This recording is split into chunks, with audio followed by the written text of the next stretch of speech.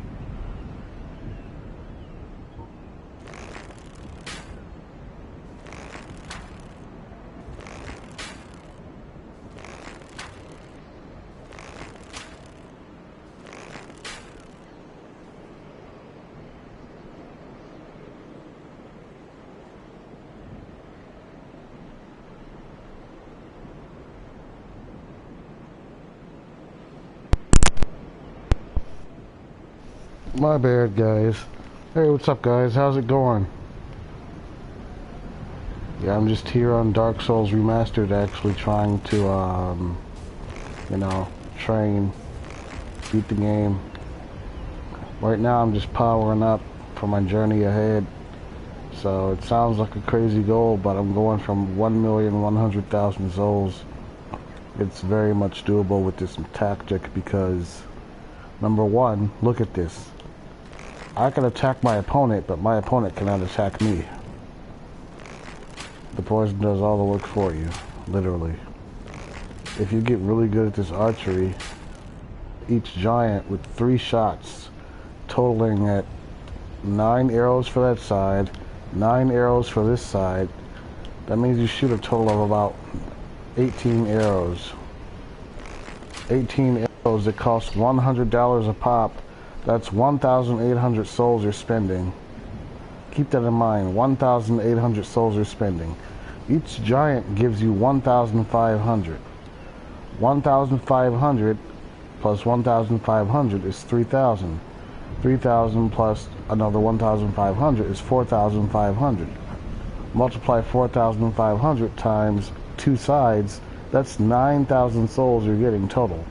9,000 souls minus the 1,800 equals 7,200, which means you're getting a profit of 7,200 souls for each time you do this.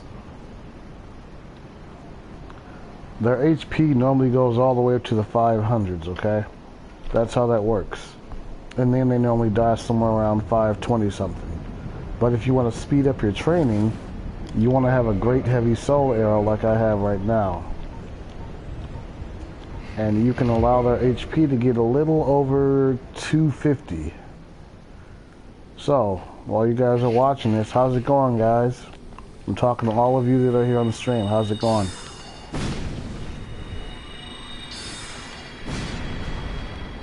See this? Accelerates your training. A whole lot quicker this way. Sorceries. Great heavy soul arrow. Speeds it up a lot. Now you see these boys up here in the 300s. I'm talking funny because I got a tooth pulled, but whatever. The guys up here are at their 300s. This is how you play this game legit, and you don't cheat, and you can still get a lot of souls. You won't get invaded, period. It's a very useful tactic in battle.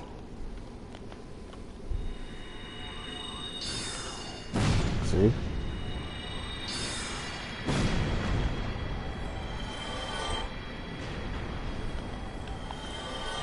I'm guessing this is boring for some people. That's why my views are going down, but it's okay. At least maybe you guys learned something today. Hope that helped out.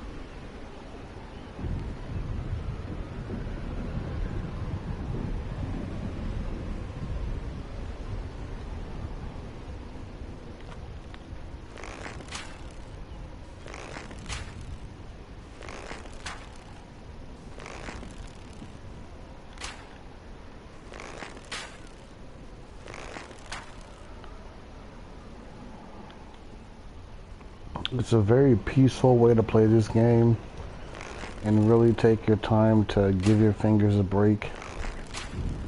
You could actually poison your giants here and go do something in real life, like go make a sandwich, or see, 3 on that side, 3 on that side. I have time to like get comfortable in bed. I can get a snack if I want. You know, this training method is very beneficial, you see.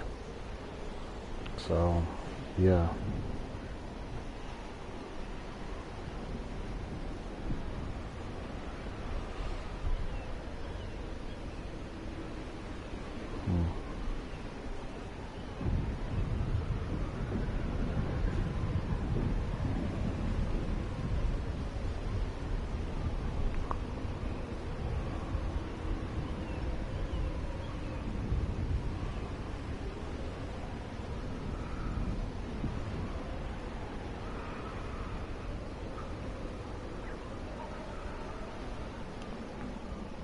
See, I'm going to show you guys the long way. These boys up here are in the 300s. I'm going to show you guys how high the HP goes before they die. And then I'm going to show you my accelerated training, which speeds that up.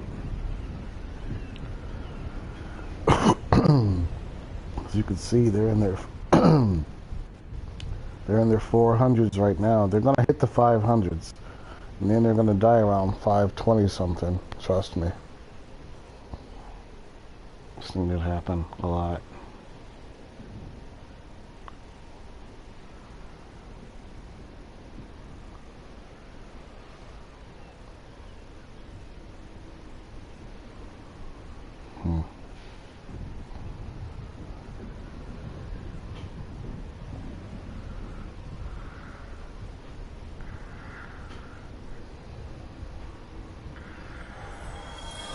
See?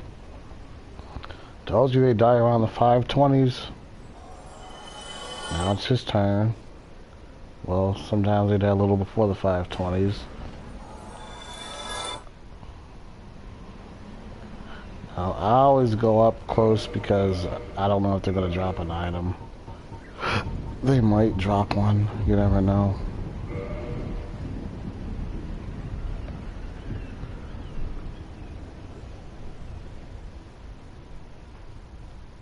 So, see? Obviously, you guys can tell they go all the way up to the 500s, you know. That's why I always go up close. You never know what they're gonna drop.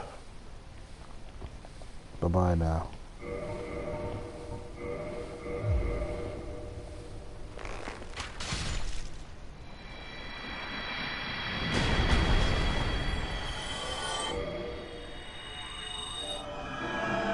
Now this time, I'm going to show you guys how to do it a whole lot quicker. This is like free souls, okay?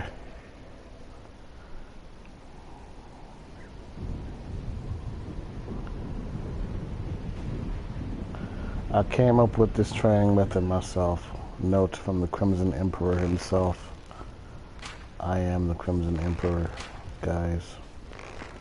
3.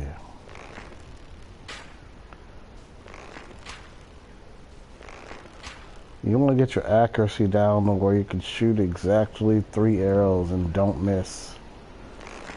Trust me, you save a lot of money doing that. When you start doing it for a long time, you'll eventually get your... Now you see I just poisoned those 3. Now I'm running to the other side right now, okay? By the time I poison these 3 here, I can run back there to those giants, okay? Watch how I do it. Choose a good spot. Don't miss. 1, 2, 1 more, 3. Same here. 1, 2, 3. Run off. Same thing with this guy. Choose your shot wisely. 1, 2, 1 more, and 3. I'm out. See? Everybody's poisoned. Okay. By the time the giants get to 250 HP, you can shoot them with the soul arrow. Great heavy soul arrow. Your intelligence at least needs to be like mine, at least at 20. You might be able to get away with less intelligence, I'm not sure, but I know for sure you'll be okay with 20, without a doubt. Aim at him first. He's out. Well, he's close. Well, I was wrong. Okay. Okay, well, you live, you learn, right? Come on, big boy. Okay, there. He's out now. Okay. Hey, this guy's at least at like 300. Let's see if it works on him. Okay, well, maybe it has to be at 300. Okay. Well. Okay, so I was close. Okay, well, apparently their HP at least needs to be at 300. That sucks.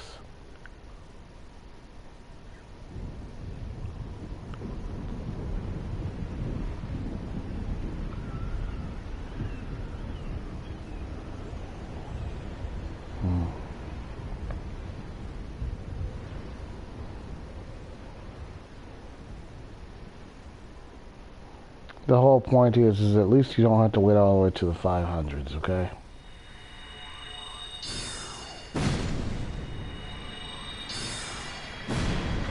See that? 2 shots.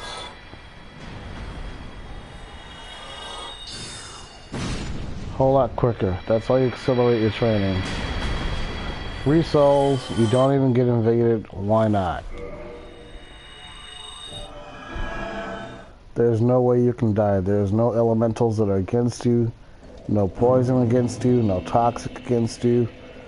You can't get invaded. You can't fall down any holes. You can't get this the wrong way. There's no way to really die unless you F up. If you're really... Watch. Now let's test my accuracy.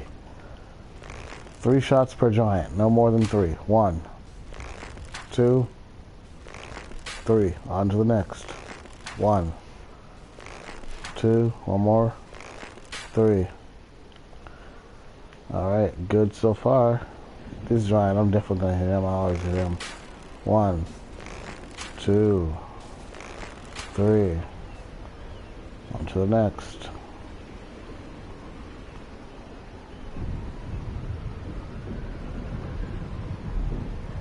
These last 3 giants, let's see if I can hit them. 3 arrows per giant, don't miss. 1, 2, 3. 1, 2, 3. And I'm very fast about the way I do it. I don't take a lot of time. 1, 2, crotch shot. 3. Boom, that's perfect. 3 over there, 3 over there. That'll come with time.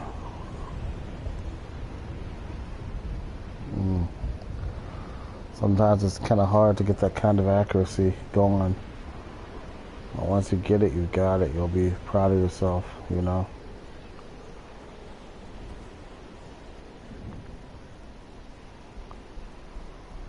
Well,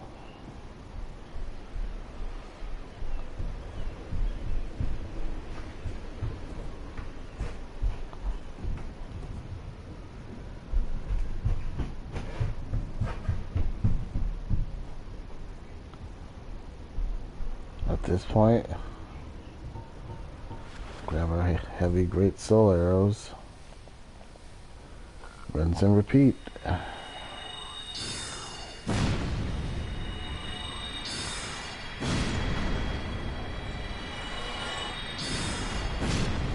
While you hit him, you look back to see if they dropped anything. You didn't drop nothing. Onward to the next. We have 925 poison arrows. Trust me, I didn't start with this many. I started with way less. So, you just gotta work your way up. Keep going back and forth, back and forth. I don't care if you start off with 3 poison arrows. You kill 1 giant, you go all the way back, you keep buying more. Little by little, you gotta build them up.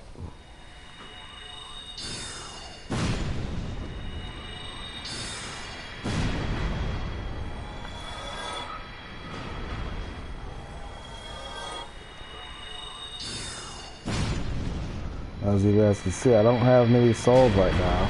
Keyword is have homeward. The spell is way better than the actual homeward bone. I know, guys, I'm bored too. I'm tired of doing this.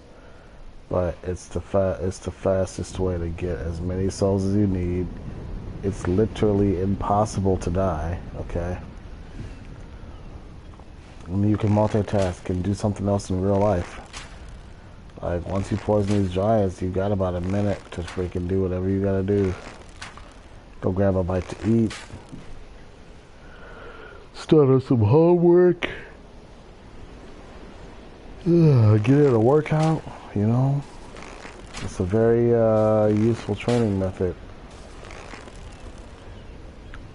And this is how I worked my way up to 1,100,000 souls. Obviously, it takes time because, I mean, hey, I'm obviously doing something difficult here. 1,100,000 souls, you know, that's difficult to get. Unless there is another way. You can PvP, guys. Listen, I'm going to tell you guys the PvP hotspot on this game. I know where it's at. I just choose not to go. Go to Sif's Forest. That is like the hottest PvP spot on this game. I will tell you guys the hottest PvP spots for all 3 Dark Souls games. Okay, starting here with Remastered. It's Sif's Forest. You know, you have to buy the Crest of Artorias for 20,000 souls. You use that at Darkroot Garden. There's a hidden bonfire nearby there. You have to break a wall. But that is where you go for PvP. It's one of the hot spots. Also, the Ulasil place. The Ulasil Township. Very great hot spot to PvP. That's it for Remastered. Dark Souls 2. Go to the Iron Keep. The Iron Keep is like the PvP hotspot for Dark Souls 2. And then for Dark Souls 3, you have to go to the place after Pontiff Sullivan. After you fight Pontiff Sullivan, on your way to Aldrich, you're going to encounter a lot of PvP there from Aldrich Faithfuls as well as others. That is a hot spot for PvP. So that's it for Dark Souls 3. And Code Vein, well, you can't invade other players on Code Vein, so that doesn't count. Now for Elden Ring, I don't know Elden Ring too well. I don't want to talk about Elden Ring. I don't want to do spoilers, so shush. Don't want to hear it, guys. But yeah, that's it for Dark Souls, though. Dark Souls 1, 2, and 3. So, really good game. My favorite Dark Souls is Dark Souls 2. For those of you here who like Dark Souls, question. Which Dark Souls is your favorite Dark Souls and why? Why is it your favorite? Tell me why. Let's hear it. I'm going to speak from my perspective. This Dark Souls here, Dark Souls Remastered, it's not my favorite. I have a really good training strategy that's really good. My training strategy is really good. But it's not my favorite. My favorite one is Dark Souls 2. My heart is there at Dark Souls 2. I love that game. The game's really good. It's just everything a Dark Souls game should have been. Let's see.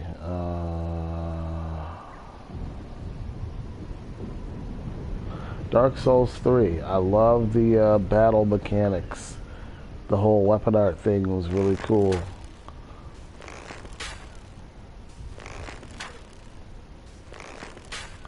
I think I have a dry socket.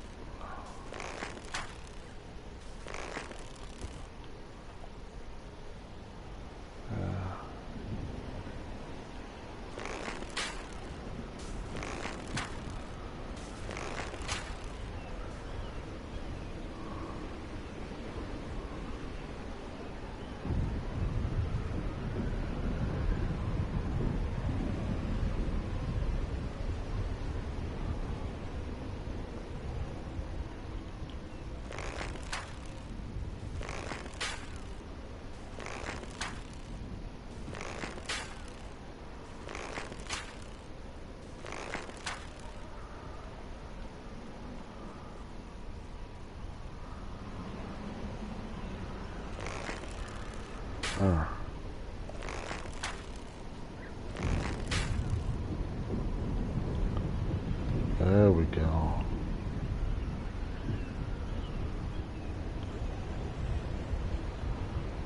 I got everybody where I want them.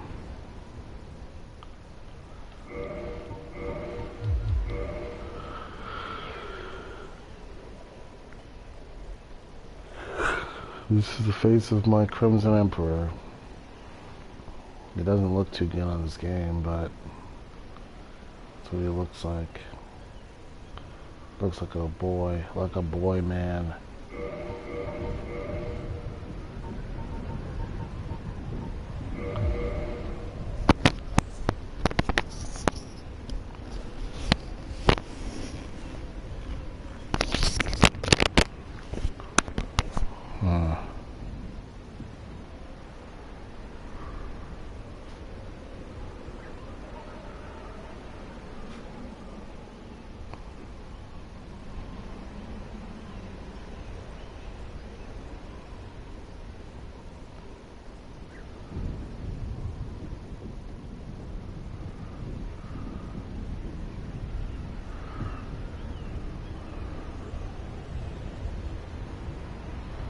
Let's speed this up. Well, these guys are about to die. I'm not worried about those three. I want to head to the next three over here because these are going to take the longest time.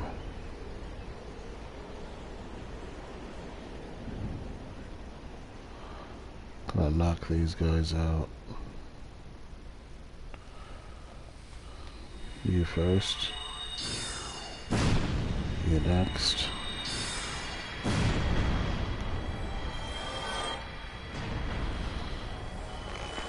No, wrong move. Didn't mean to do that. Whoops. I meant to use this. Oh well. He'll die soon eventually. I effed up. I'm getting kind of sleepy. I think I need a nap. Come on, boy. Let's do it. Come on. Oh, shoots. Well, he got his head off. I'm not worried about it, though. I'm not going to use an Estus flask. I'm trying to get up to 20 right now. I'm just going to take those out. You can use a healing spell, though. There we go. See, look at that. He's dying off. I don't even have to worry about him. The poison will fight for me, buddy. You're gonna die. I'm gonna watch. Well, I'll even play with you. Come on, see? You couldn't even make it. See, guys, this is why the poison is so lethal. It really comes in handy against these giants. It fights for you. You don't even have to go and pick a fight with these guys. You just shoot them from a distance and leave them be to die. So, it's a smart idea. I'm getting sleepy, you guys. That's the problem with this training. It's so boring, it'll get you sleepy. Yeah. Probably gonna poison these guys this last time and hop off of here, guys. You guys should follow me on Twitch. It's at the bottom of the screen there. Crimson Emperor Reigns. That's me on Twitch, guys. Yeah.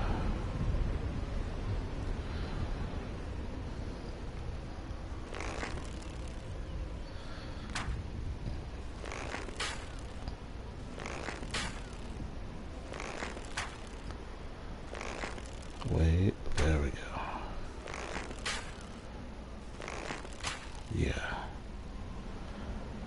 Well, sometimes I do miss a shot.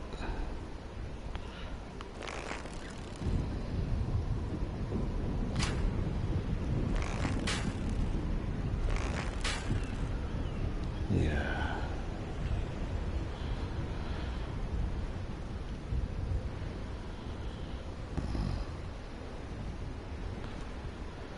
Well, everybody's poisoned. I guess I'll accelerate this real quick.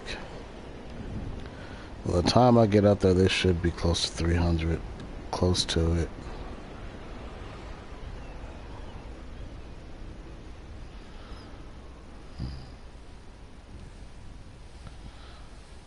Well,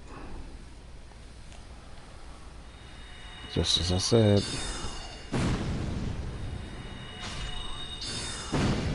Oops. There.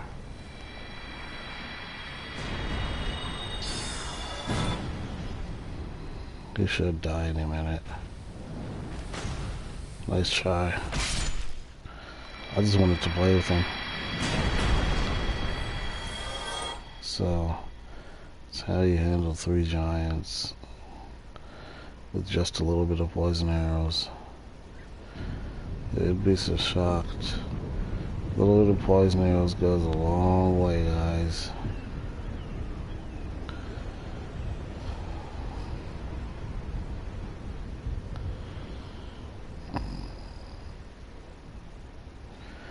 I'm definitely getting sleepy.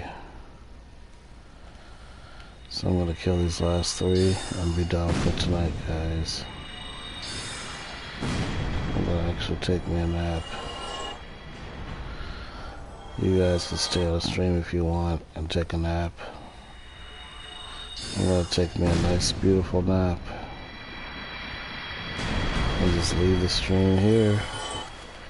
Yep, right here. Wake up to Anorlando like this. Yeah.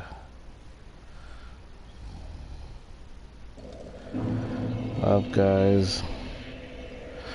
How about we go to a nice place of scenery?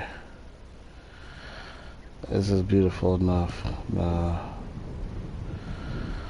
I don't know. Alright, guys, I'm taking me a nap. I'm gonna throw on an audio for you guys that is very educational, okay? It's something that I feel that will benefit you guys. Something I'm going to go to sleep to. So, if you want to stick around, stick around. If you don't want to, you don't have to. It's okay. Thank you guys for being here today. Alright, I'm going to sleep. Maybe I'll wake up later and play, but for right now, I'm playing my audio. Hope you guys learned something. And as you arrived, you saw the construction supervisor who was working on a road project about 50 miles from here. His other supervisor, who was building a track of houses, left before you got here. Does this go on all the time? I asked. Not always, but quite often, said Mike, smiling as he pulled up a chair to sit down next to me. I asked my dad if he would teach us to make money, Mike said. Oh, and what did he say to that? I asked with cautious curiosity. Well, he had a funny look on his face at first, and then he said he would make us an offer. Oh, I said, rocking my chair back against the wall. I sat there, perched on two rear legs of the chair. Mike did the same thing. Do you know what the offer is? I asked. No, but we'll soon find out. Suddenly, Mike's dad burst through the rickety screen door and onto the porch.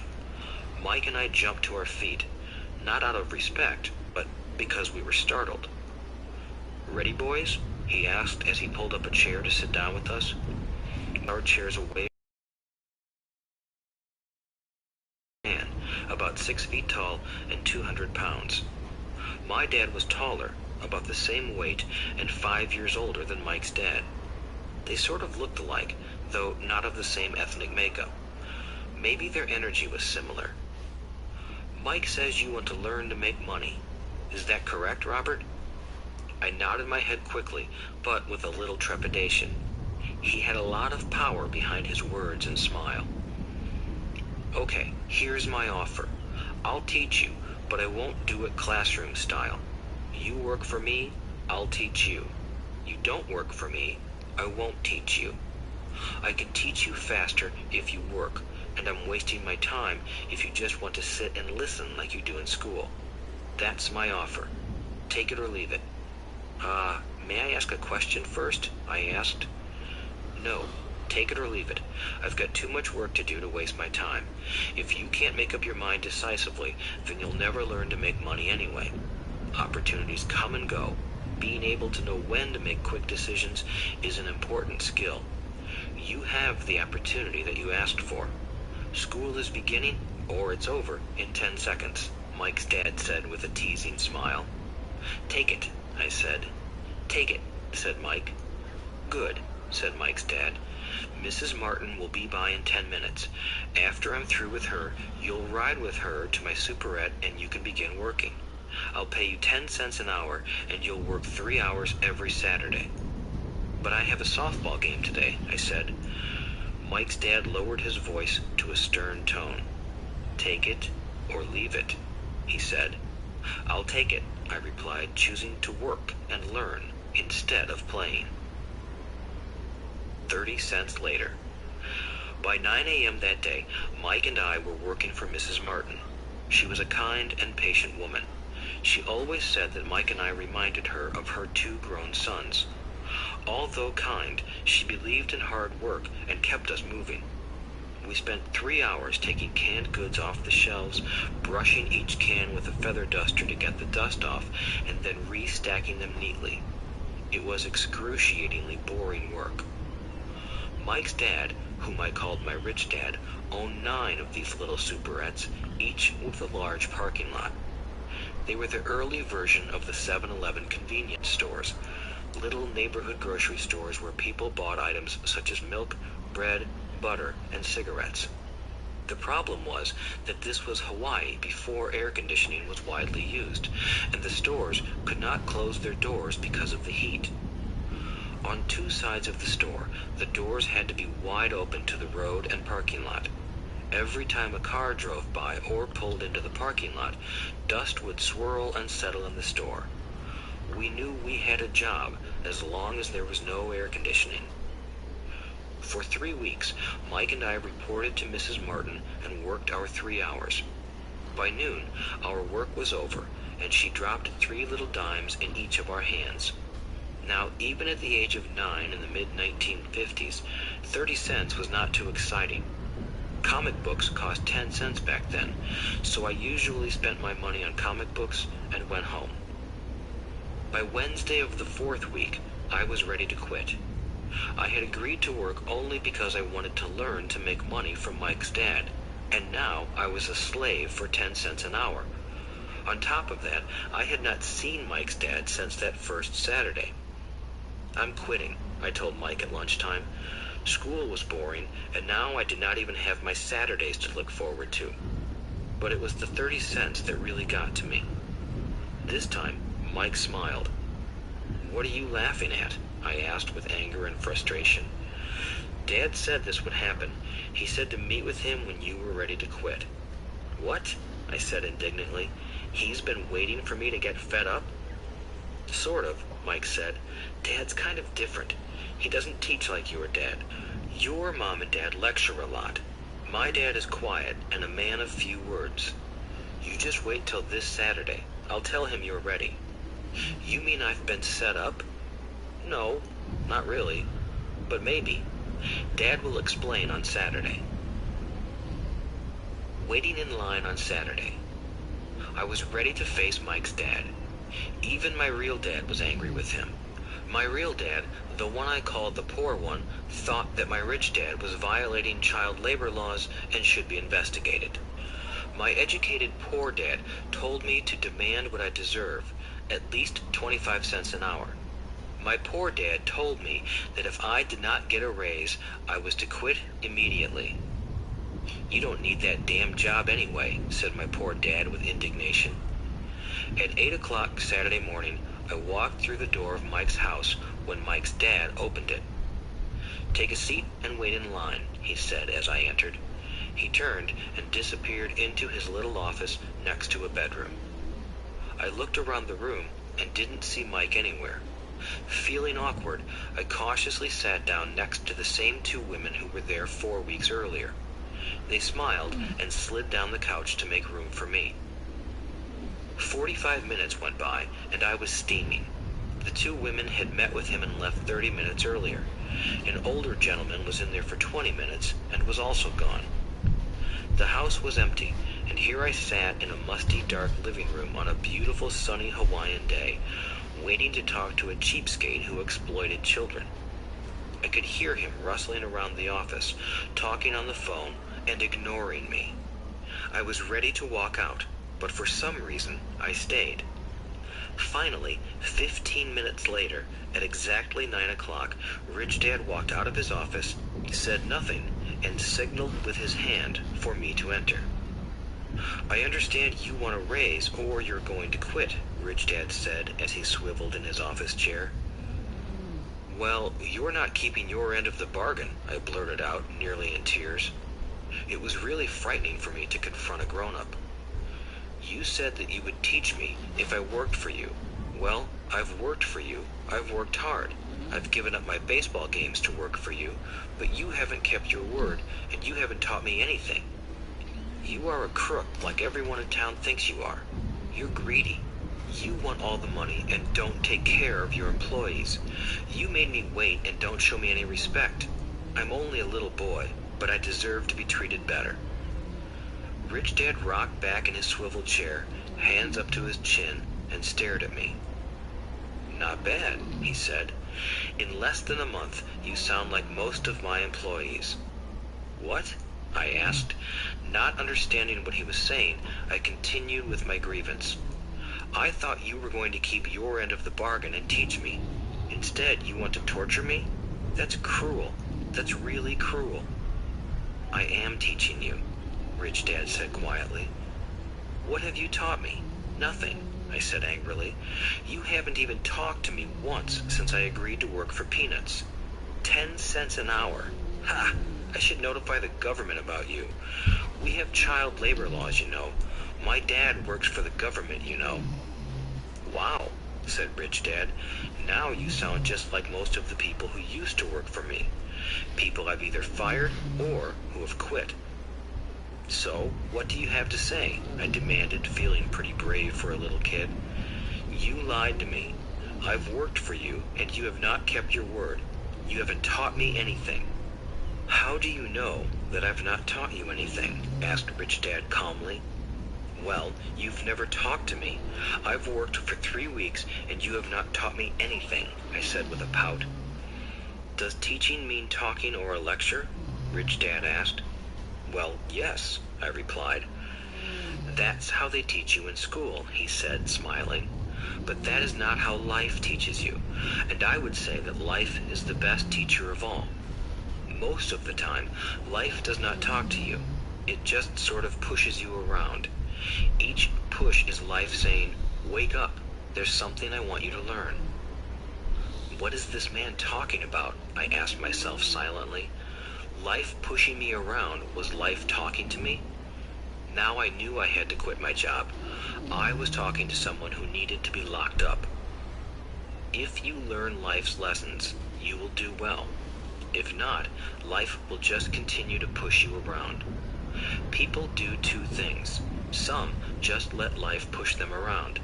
Others get angry and push back. But they push back against their boss, or their job, or their husband or wife. They do not know it's life that's pushing. I had no idea what he was talking about. Life pushes all of us around. Some people give up and others fight. A few learn the lesson and move on. They welcome life pushing them around. To these few people, it means they need and want to learn something. They learn and move on. Most quit, and a few, like you, fight. Rich Dad stood and shut the creaky old wooden window that needed repair. If you learn this lesson, you will grow into a wise, wealthy, and happy young man. If you don't, you will spend your life blaming a job, low pay, or your boss for your problems. You'll live life always hoping for that big break that will solve all your money problems. Rich Dad looked over at me to see if I was still listening. His eyes met mine. We stared at each other, communicating through our eyes. Finally, I looked away once I had absorbed his message. I knew he was right. I was blaming him, and I did ask to learn. I was fighting. Rich Dad continued. Or, if you are the kind of person who has no guts, you just give up every time life pushes you. If you are that kind of person, you'll live all your life playing it safe, doing the right things, saving yourself for some event that never happens. Then, you die a boring old man. You'll have lots of friends who really like you because you were such a nice, hard-working guy. But the truth is that you let life push you into submission. Deep down, you were terrified of taking risks. You really wanted to win, but the fear of losing was greater than the excitement of winning. Deep inside, you and only you will know you didn't go for it. You chose to play it safe. Our eyes met again. You've been pushing me around? I asked. Some people might say that, smiled Rich Dad. I would say that I just gave you a taste of life. What taste of life? I asked, still angry, but now curious and ready to learn. You boys are the first people that have ever asked me to teach them how to make money. I have more than 150 employees, and not one of them has asked me what I know about money. They ask me for a job and a paycheck, but never to teach them about money. So most will spend the best years of their lives working for money, not really understanding what it is they are working for. I sat there listening intently. So when Mike told me you wanted to learn how to make money, I decided to design a course that mirrored real life. I could talk until I was blue in the face, but you wouldn't hear a thing. So I decided to let life push you around a bit so you could hear me. That's why I only paid you 10 cents. So what is the lesson I learned from working for only 10 cents an hour, I asked. That you're cheap and exploit your workers? Rich Dad rocked back and laughed heartily. Finally, he said, "You'd best change your point of view. Stop blaming me and thinking I'm the problem. If you think I'm the problem, then you have to change me. If you realize that you're the problem, then you can change yourself, learn something, and grow wiser. Most people want everyone else in the world to change but themselves. Let me tell you, it's easier to change yourself than everyone else." "I don't understand," I said. "Don't blame me for your problems," Rich Dad said, growing impatient. "But you only pay me 10 cents. So what are you learning?" Rich Dad asked, smiling. "That you're cheap," I said with a sly grin. "See, you think I'm the problem," said Rich Dad. "But you are. Well, keep that attitude and you'll learn nothing. Keep the attitude that I'm the problem, and what choices do you have? Well, if you don't pay me more or show me more respect and teach me, I'll quit." "Well put," Rich Dad said, and that's exactly what most people do. They quit and go looking for another job, a better opportunity and higher pay, actually thinking that this will solve the problem. In most cases, it won't. "So what should I do?" I asked. "Just take this measly 10 cents an hour and smile?" Rich Dad smiled. "That's what the other people do.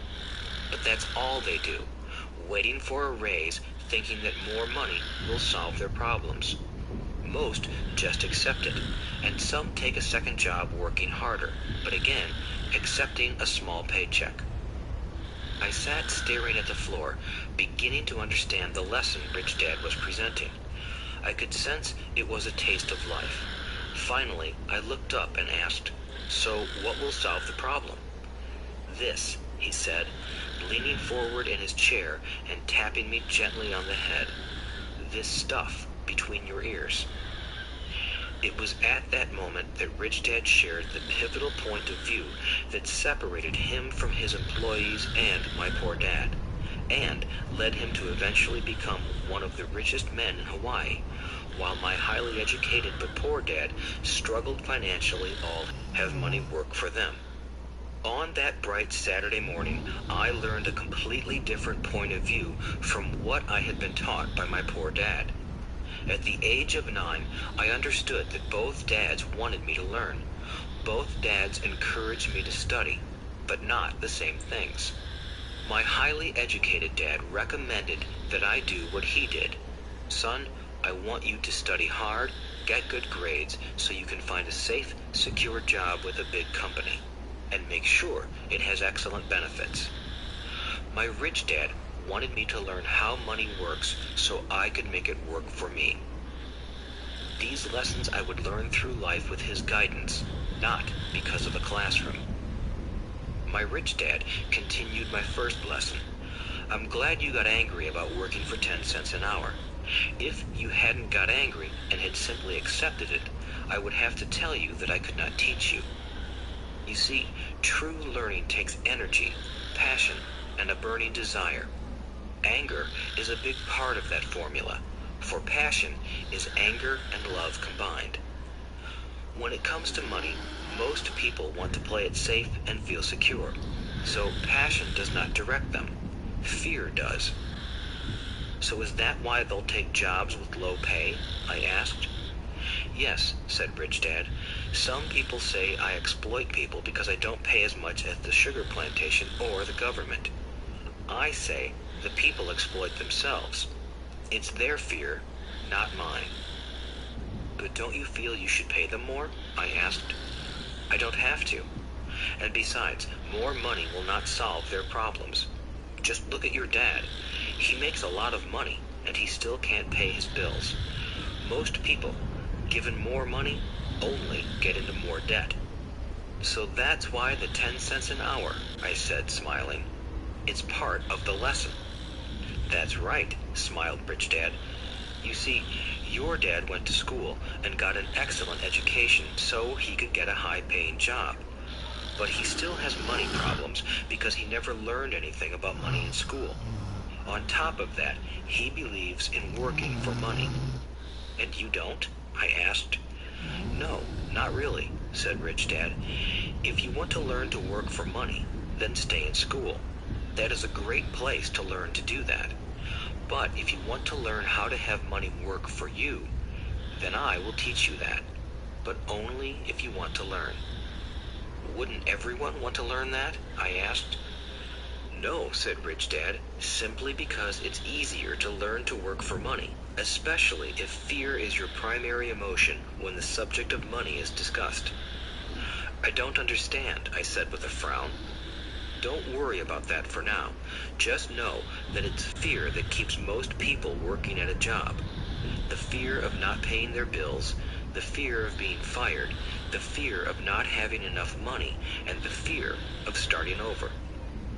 That's the price of studying to learn a profession or trade and then working for money.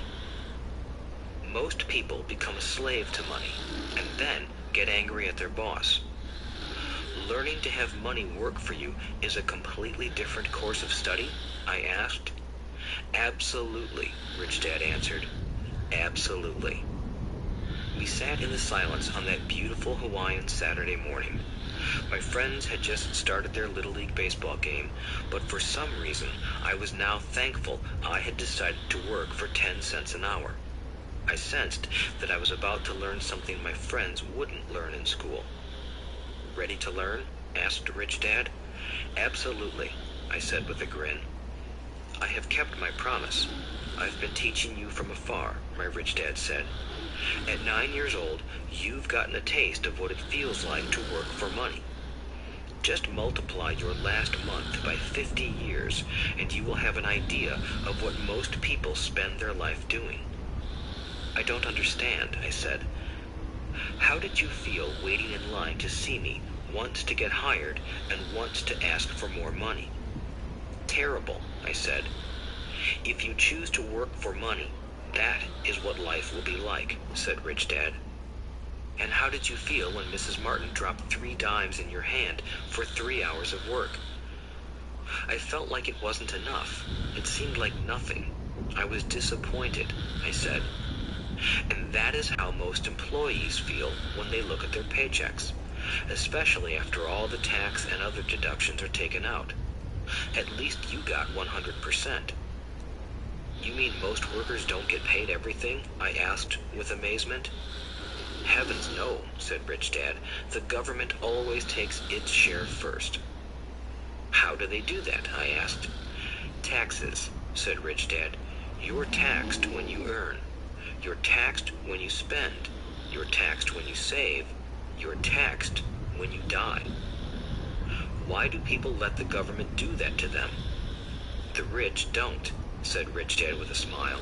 The poor and the middle class do. I'll bet you that I earn more than your dad, yet he pays more in taxes. How can that be? I asked. At my age, that made no sense to me. Why would someone let the government do that to them? Rich Dad rocked slowly and silently in his chair, just looking at me. Ready to learn? He asked. I nodded my head slowly. As I said, there is a lot to learn. Learning how to have money work for you is a lifetime study. Most people go to college for 4 years and their education ends. I already know that my study of money will continue over my lifetime, simply because the more I find out, the more I find out I need to know. Most people never study the subject. They go to work, get their paycheck, balance their checkbooks, and that's it. Then they wonder why they have money problems. They think that more money will solve the problem, and don't realize that it's their lack of financial education that is the problem. So my dad has tax problems because he doesn't understand money? I asked, confused.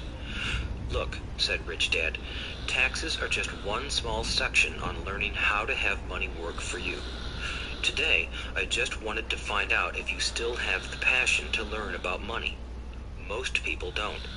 They want to go to school, learn a profession, have fun at their work, and earn lots of money.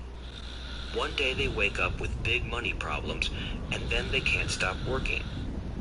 That's the price of only knowing how to work for money instead of studying how to have money work for you. So, do you still have the passion to learn? Asked Rich Dad. I nodded my head. Good, said Rich Dad. Now get back to work. This time, I will pay you nothing. What? I asked in amazement. You heard me. Nothing. You will work the same 3 hours every Saturday, but this time you will not be paid 10 cents per hour. You said you wanted to learn to not work for money, so I'm not going to pay you anything. I couldn't believe what I was hearing.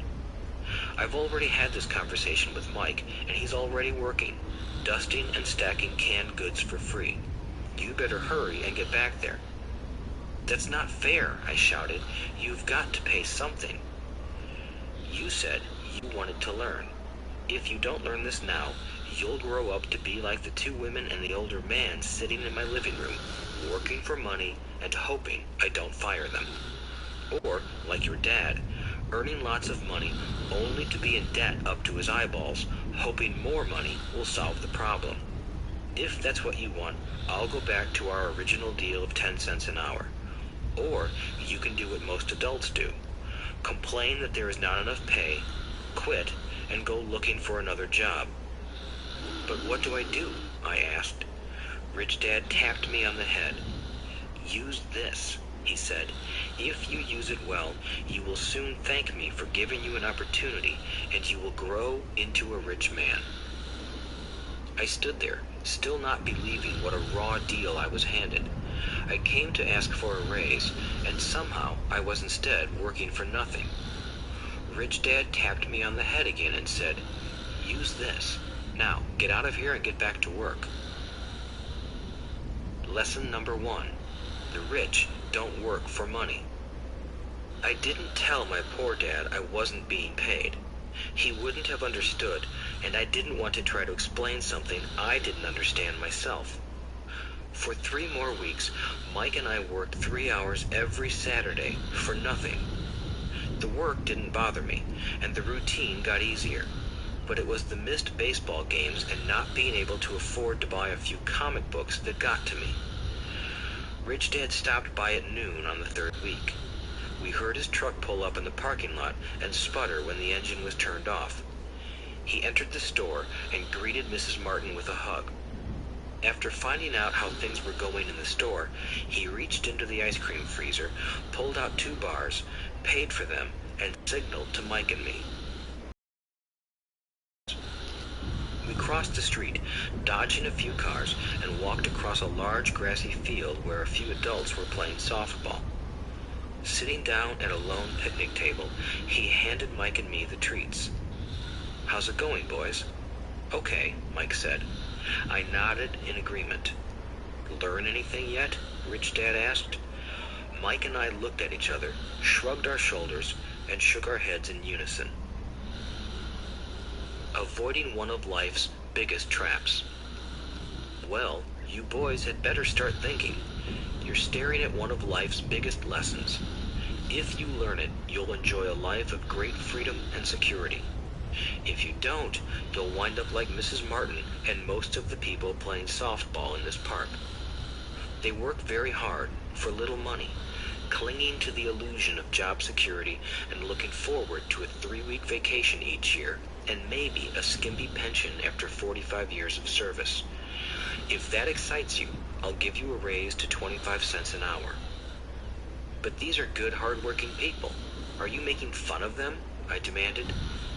A smile came over Rich Dad's face. Mrs. Martin is like a mother to me. I would never be that cruel.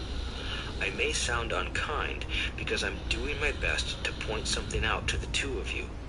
I want to expand your point of view so you can see something most people never have the benefit of seeing because their vision is too narrow. Most people never see the trap they are in. Mike and I sat there, uncertain of his message. He sounded cruel, yet we could sense he was trying to drive home a point. With a smile, Rich Dad said, "Doesn't that 25 cents an hour sound good? Doesn't it make your heart beat a little faster?" I shook my head no, but it really did. 25 cents an hour would be big bucks to me. "Okay, I'll pay you $1 an hour," Rich Dad said, with a sly grin. Now my heart started to race. My brain was screaming, "Take it, take it." I could not believe what I was hearing. Still, I said nothing. "Okay, $2 an hour." My little brain and heart nearly exploded. After all, it was 1956, and being paid $2 an hour would have made me the richest kid in the world. I couldn't imagine earning that kind of money. I wanted to say yes. I wanted the deal. I could picture a new bicycle, new baseball glove, and the adoration of my friends when I flashed some cash. On top of that, Jimmy and his rich friends could never call me poor again. But somehow, my mouth stayed shut. The ice cream had melted and was running down my hand. Rich Dad was looking at two boys staring back at him, eyes wide open and brains empty. He was testing us, and he knew there was a part of our emotions that wanted to take the deal.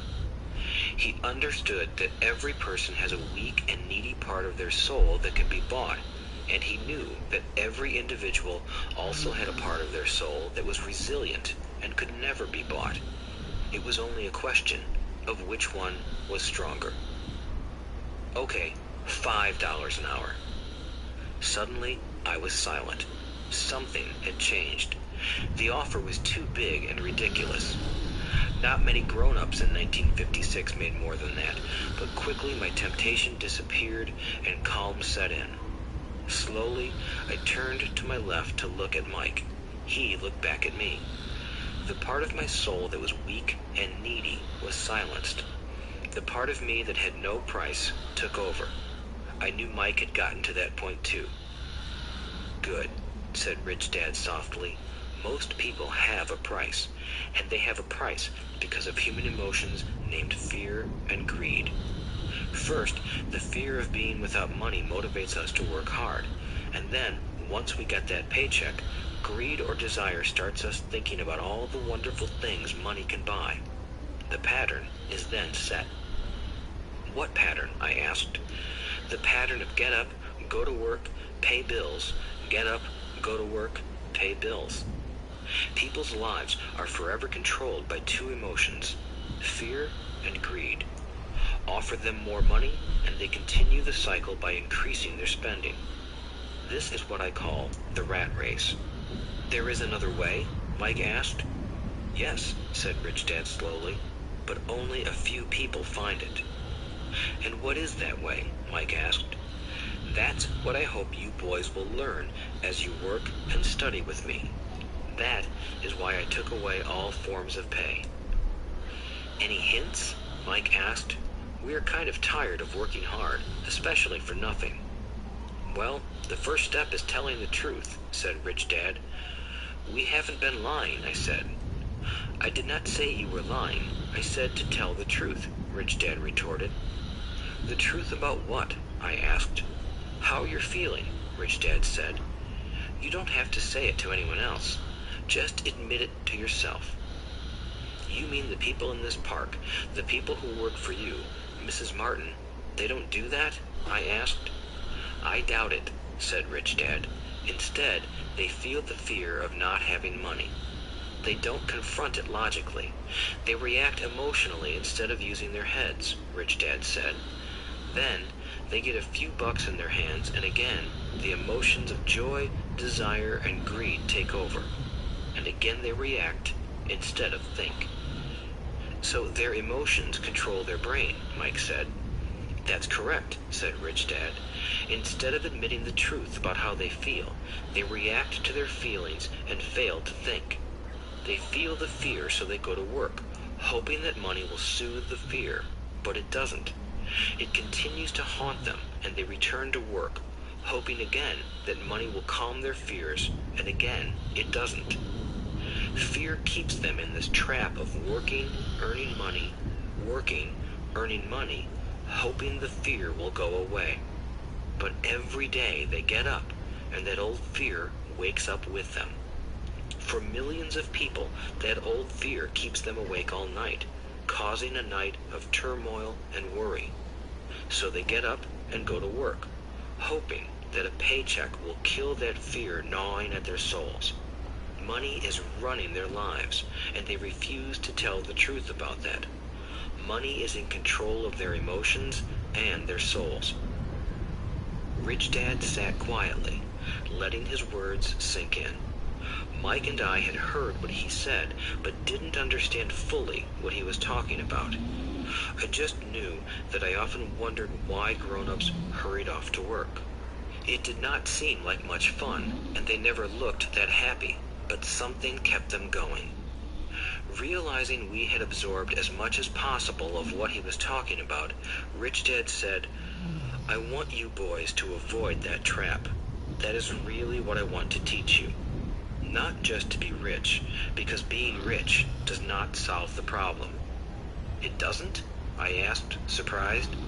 "No, it doesn't. Let me explain the other emotion, desire. Some call it greed, but I prefer desire. It's perfectly normal to desire something better, prettier, more fun, or exciting. So people also work for money because of desire. They desire money for the joy they think it can buy.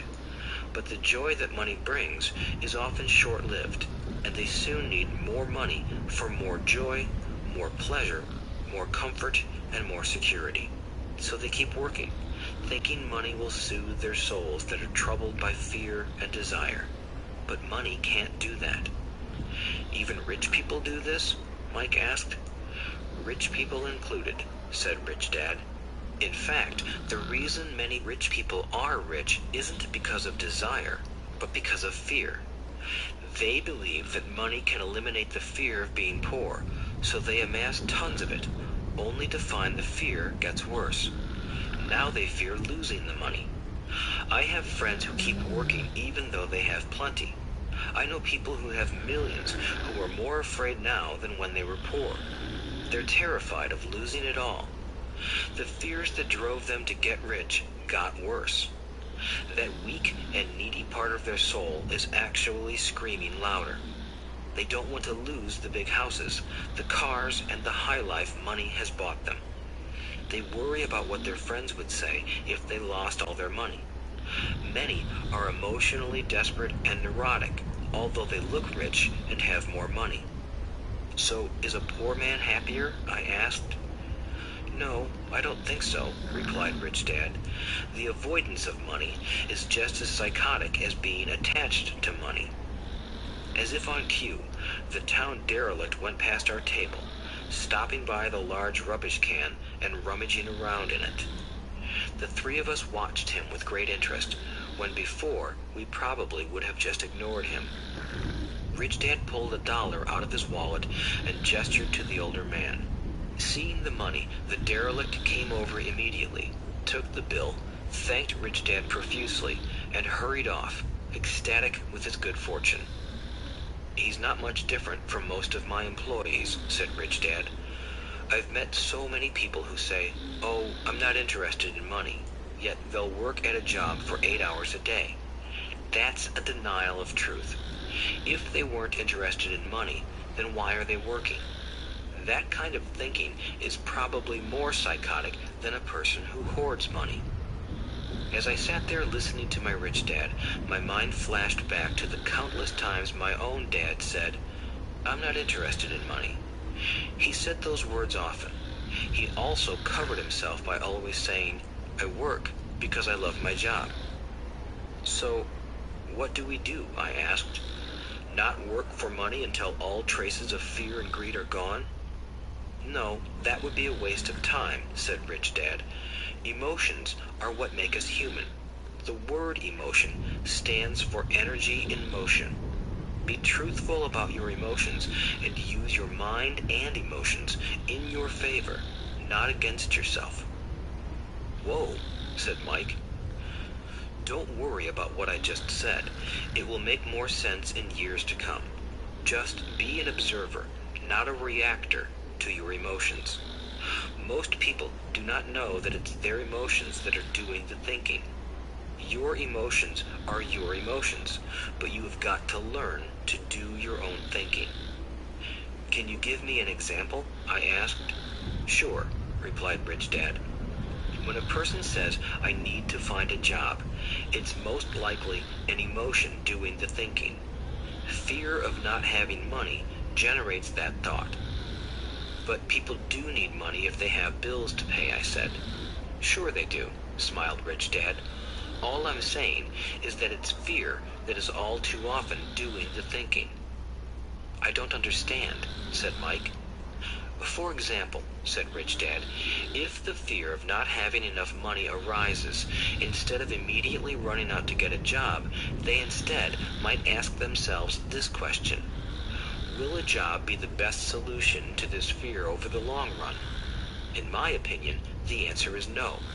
A job is really a short-term solution to a long-term problem. But my dad is always saying, stay in school and get good grades so you can find a safe, secure job, I interjected, somewhat confused. Yes, I understand he says that, said Rich Dad, smiling. Most people recommend that, and it's a good path for most people. But people make that recommendation primarily out of fear. You mean my dad says that because he's afraid? Yes, said Rich Dad. He's terrified that you won't earn enough money and won't fit into society. Don't get me wrong. He loves you and wants the best for you. I, too, believe an education and a job are important, but it won't handle the fear. You see, that same fear that makes him get up in the morning to earn a few bucks is the fear that is causing him to be so fanatical about your going to school. So what do you recommend? I asked. I want to teach you to master the power of money instead of being afraid of it. They don't teach that in school, and if you don't learn it, you become a slave to money. It was finally making sense. He wanted us to widen our views and to see what the Mrs. Martins of this world couldn't see. He used examples that sounded cruel at the time, but I've never forgotten them. My vision widened that day, and I began to see the trap that lay ahead for most people. You see, we're all employees ultimately. We just work at different levels, said Rich Dad. I just want you boys to have a chance to avoid the trap caused by those two emotions, fear and desire. Use them in your favor, not against you. That's what I want to teach you. I'm not interested in just teaching you to make a pile of money. That won't handle the fear or desire. If you don't first handle fear and desire, and you get rich, you'll only be a highly paid slave. So how do we avoid the trap? I asked. The main cause of poverty or financial struggle is fear and ignorance, not the economy or the government or the rich. It's self-inflicted fear and ignorance that keep people trapped. So you boys go to school and get your college degrees, and I'll teach you how to stay out of the trap. The pieces of the puzzle were appearing. My highly educated dad had a great education and a great career, but school never told him how to handle money or his fear of it. It became clear that I could learn different and important things from two fathers. So you've been talking about the fear of not having money. How does the desire for money affect our thinking? Mike asked. How did you feel when I tempted you with a pay raise? Did you notice your desires rising? We nodded our heads. By not giving in to your emotions, you were able to delay your reactions and think. That is important. We will always have emotions of fear and greed. From here on in, it's imperative for you to use those emotions to your advantage, and for the long term, to not let your emotions control your thinking. Most people use fear and greed against themselves. That's the start of ignorance. Most people live their lives chasing paychecks, pay raises, and job security because of the emotions of desire and fear, not really questioning where those emotion-driven thoughts are leading them. It's just like the picture of a donkey dragging a cart with its owner dangling a carrot just in front of its nose. The donkey's owner may be going where he wants to, but the donkey is chasing an illusion. Tomorrow, there will only be another carrot for the donkey. You mean the moment I pictured a new baseball glove, candy, and toys, that's like a carrot to a donkey? Mike asked.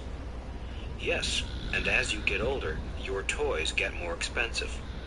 A new car, a boat, and a big house to impress your friends, said Rich Dad with a smile.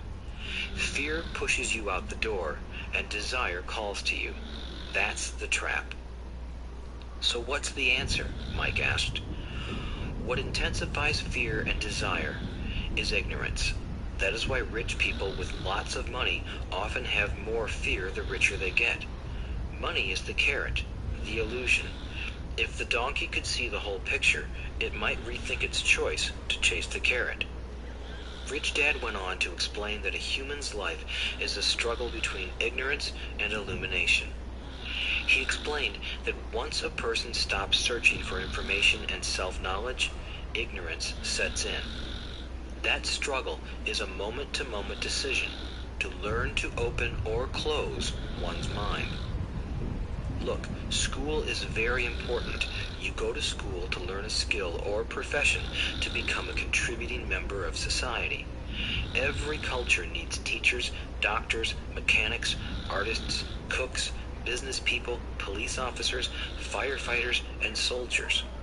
Schools train them so society can thrive and flourish, said Rich Dad. Unfortunately, for many people, school is the end, not the beginning. There was a long silence. Rich Dad was smiling. I didn't comprehend everything he said that day, but as with most great teachers, his words continued to teach for years. I've been a little cruel today, said Rich Dad, but I want you to always remember this talk. I want you to always think of Mrs. Martin, and I want you always to remember that donkey. Never forget that fear and desire can lead you into life's biggest trap if you are not aware of them controlling your thinking. To spend your life living in fear, never exploring your dreams, is cruel. To work hard for money, thinking that it will buy you things that will make you happy, is also cruel. To wake up in the middle of the night terrified about paying bills is a horrible way to live. To live a life dictated by the size of a paycheck is not really living a life. Thinking that a job makes you secure is lying to yourself. That's cruel, and that's the trap I want you to avoid. I've seen how money runs people's lives. Don't let that happen to you. Please, don't let money run your life. A softball rolled under our table. Rich Dad picked it up and threw it back. So what does ignorance have to do with greed and fear? I asked. Because it is ignorance about money that causes so much greed and fear, said Rich Dad. Let me give you some examples. A doctor, wanting more money to better provide for his family, raises his fees. By raising his fees, it makes healthcare more expensive for everyone. It hurts the poor people the most, so they have worse health than those with money. Because the doctors raise their fees, the attorneys raise their fees. Because the attorneys' fees have gone up, school teachers want a raise, which raises our taxes, and on and on and on. Soon, there will be such a horrifying gap between the rich and the poor that chaos will break out and another great civilization will collapse. History proves that great civilizations collapse when the gap between the haves and have-nots is too great. Sadly, America is on that same course because we haven't learned from history. We only memorize historical dates and names, not the lesson. Aren't prices supposed to go up? I asked. In an educated society with a well-run government, prices should actually come down. Of course, that is often only true in theory. Prices go up because of greed and fear caused by ignorance. If schools taught people about money, there would be more money and lower prices. But schools focus only on teaching people to work for money, not how to harness money's power. But don't we have business schools? Mike asked. And haven't you encouraged me to go for my MBA? Yes, said Rich Dad, but all too often business schools train employees to become sophisticated bean counters. Heaven forbid a bean counter takes over a business. All they do is look at the numbers, fire people, and kill the business. I know this because I hire bean counters. All they think about is cutting costs and raising prices, which cause more problems. Bean counting is important. I wish more people knew it, but it, too, is not the whole picture, added Rich Dad angrily. So, is there an answer? Asked Mike. Yes, said Rich Dad. Learn to use your emotions to think, not think with your emotions. When you boys mastered your emotions by agreeing to work for free, I knew there was hope.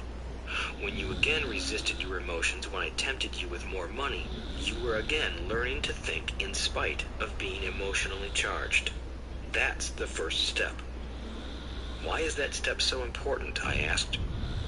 Well, that's up to you to find out. If you want to learn, I'll take you boys into the briar patch, a place almost everyone else avoids. If you go with me, you'll let go of the idea of working for money and instead learn to have money work for you. And what will we get if we go with you? What if we agree to learn from you? What will we get? I asked. The same thing Brer Rabbit got, said Rich Dad, referring to the classic children's story. Is there a briar patch? I asked. Yes, said Rich Dad. The briar patch is our fear and greed. Confronting fear, weaknesses, and neediness by choosing our own thoughts is the way out. Choosing our thoughts? Mike asked, puzzled. Yes, choosing what we think rather than reacting to our emotions. Instead of just getting up and going to work because not having the money to pay your bills is scaring you, ask yourself, is working harder at this the best solution to this problem? Most people are too afraid to rationally think things through and instead run out the door to a job they hate. The tar baby is in control. That's what I mean by choosing your thoughts. And how do we do that? Mike asked. That's what I will teach you. I'll teach you to have a choice of thoughts rather than a knee-jerk reaction, like gulping down your morning coffee and running out the door. Remember what I said before. A job is only a short-term solution to a long-term problem. Most people have only one problem in mind, and it's short-term. It's the bills at the end of the month, the tar baby. Money controls their lives, or should I say the fear and ignorance about money controls it. So they do as their parents did. They get up every day and go work for money, not taking the time to ask the question, is there another way? Their emotions now control their thinking, not their heads. Can you tell the difference between emotions thinking and the head thinking? Mike asked. Oh yes, I hear it all the time, said Rich Dad. I hear things like, well, everyone has to work, or the rich are crooks, or I'll get another job, I deserve this raise, you can't push me around, or I like this job because it's secure. No one asks, is there something I'm missing here? Which would break through the emotional thought and give you time to think clearly. As we headed back to the store, Rich Dad explained that the rich really did make money. They did not work for it. He went on to explain that when Mike and I were casting 5-cent pieces out of lead, thinking we were making money, we were very close to thinking the way the rich think. The problem was that creating money is legal for the government and banks to do, but for us to do. There are legal ways to create money from nothing, he told us. Rich Dad went on to explain that the rich know that money is an illusion, truly like the carrot for the donkey. It's only out of fear and greed that the illusion of money is held together by billions of people who believe that money is real. It's not. Money is really made up. It is only because of the illusion of confidence and the ignorance of the masses that this house of cards stands. He talked about the gold standard that America was on, and that each dollar bill was actually a silver certificate. What concerned him was the rumor that we would someday go off the gold standard and our dollars would no longer be backed by something tangible. If that happens, boys, all hell will break loose. The poor, the middle class, and the ignorant will have their lives ruined simply because they will continue to believe that money is real and that the company they work for, or the government, will look after them. We really did not understand what he was saying that day, but over the years, it made more and more sense. Seeing what others miss. As he climbed into his pickup truck outside his convenience store, Rich Dad said, "Keep working, boys, but the sooner you forget about needing a paycheck, the easier your adult life will be. Keep using your brain, work for free, and soon your mind will show you ways of making money far beyond what I could ever pay you. You will see things that other people never see.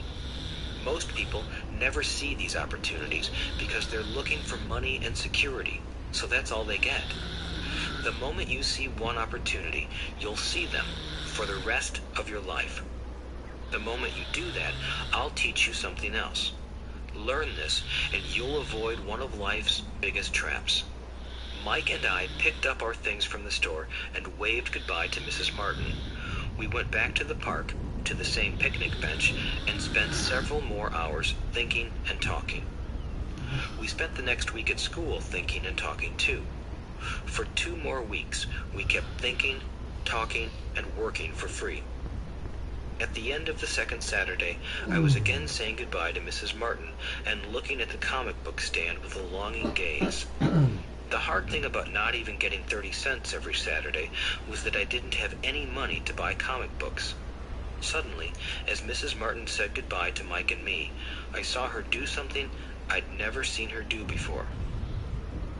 Mrs. Martin was cutting the front page of the comic book in half. She kept the top half of the comic book cover and threw the rest of the book into a large cardboard box.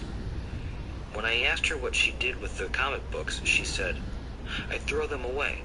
I give the top half of the cover back to the comic book distributor for credit when he brings in the new comics. He's coming in an hour." Mike and I waited for an hour.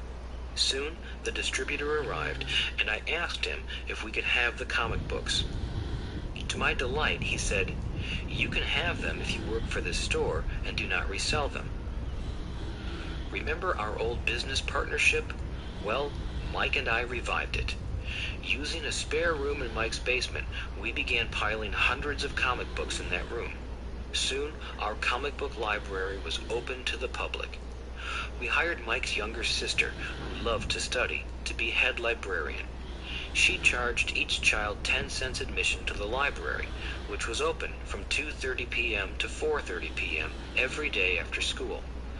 The customers, the children of the neighborhood, could read as many comics as they wanted in 2 hours. It was a bargain for them since a comic cost 10 cents each, and they could read 5 or 6 in 2 hours. Mike's sister would check the kids as they left to make sure they weren't borrowing any comic books. She also kept the books, logging in how many kids showed up each day, who they were, and any comments they might have. Mike and I averaged $9.50 per week over a 3-month period. We paid his sister $1 a week and allowed her to read the comics for free, which she rarely did since she was always studying. Mike and I kept our agreement by working in the store every Saturday and collecting all the comic books from the different stores. We kept our agreement to the distributor by not selling any comic books. We burned them once they got too tattered. We tried opening a branch office, but we could never quite find someone as trustworthy and dedicated as Mike's sister. At an early age, we found out how hard it was to find good staff. 3 months after the library first opened, a fight broke out in the room. Some bullies from another neighborhood pushed their way in, and Mike's dad suggested we shut down the business. So our comic book business shut down, and we stopped working on Saturdays at the convenience store.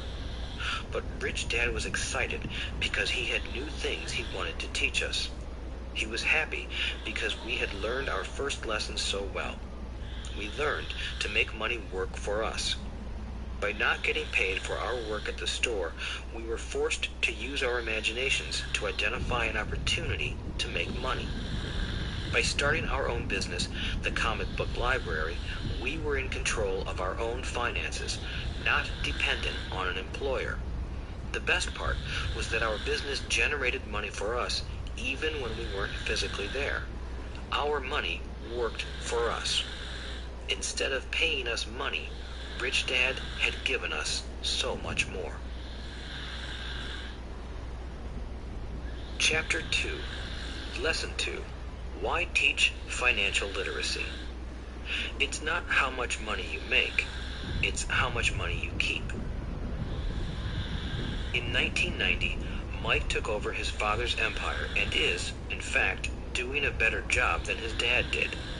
We see each other once or twice a year on the golf course. He and his wife are wealthier than you can imagine. Rich Dad's empire is in great hands, and Mike is now grooming his son to take his place, as his dad had groomed us. In 1994, I retired at the age of 47, and my wife Kim was 37. Retirement does not mean not working. For us, it means that, barring unforeseen cataclysmic changes, we can work or not work, and our wealth grows automatically, staying ahead of inflation. Our assets are large enough to grow by themselves. It's like planting a tree. You water it for years, and then one day it doesn't need you anymore. Its roots are implanted deep enough. Then the tree provides shade for your enjoyment. Mike chose to run the empire, and I chose to retire. Whenever I speak to groups of people, they often ask what I would recommend that they do. How do I get started? Is there a book you would recommend? What should I do to prepare my children? What is your secret to success? How do I make millions? Whenever I hear one of these questions, I'm reminded of the following story.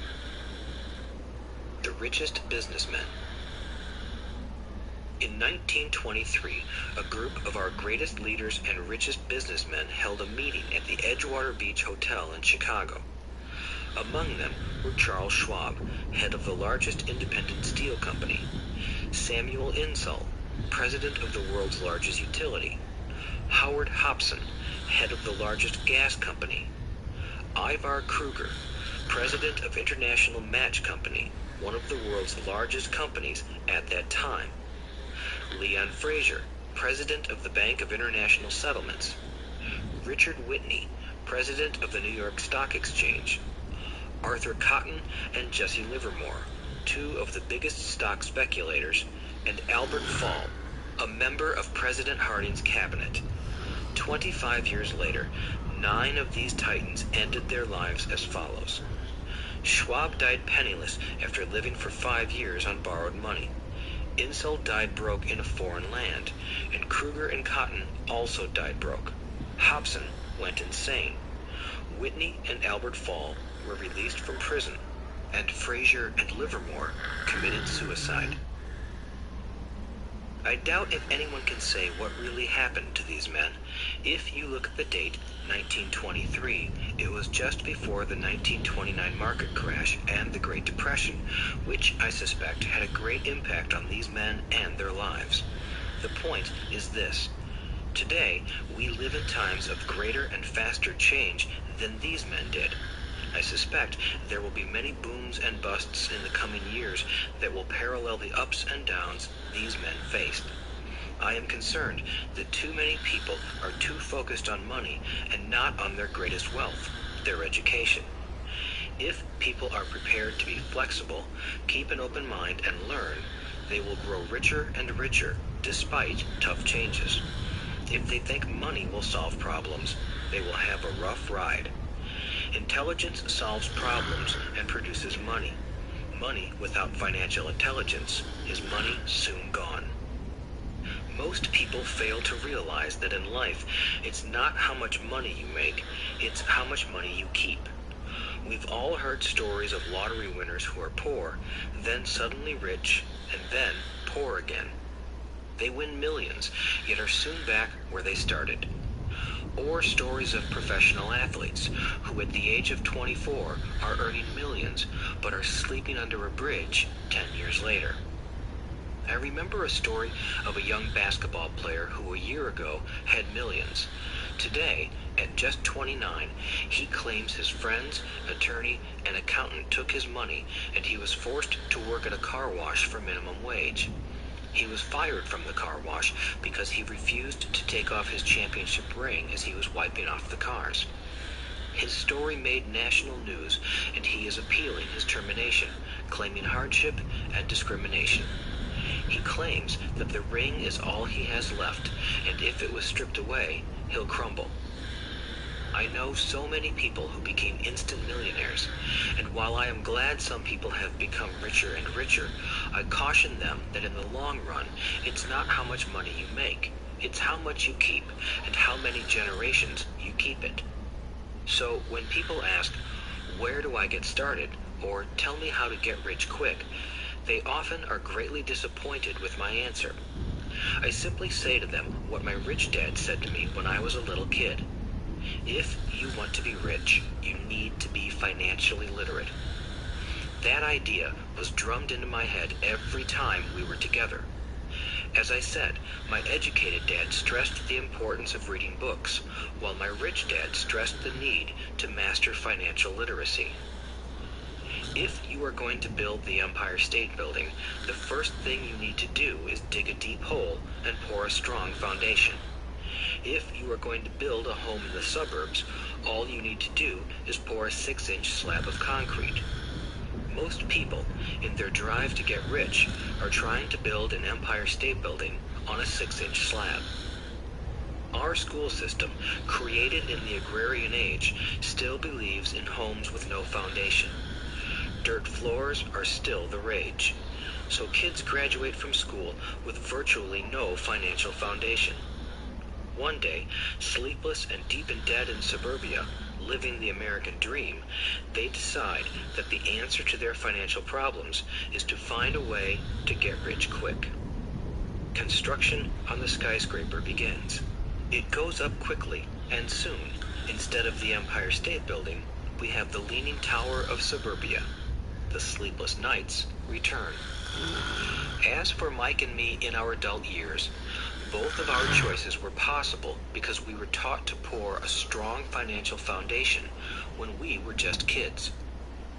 Accounting is possibly the most confusing, boring subject in the world, but if you want to be rich long term, it could be the most important subject.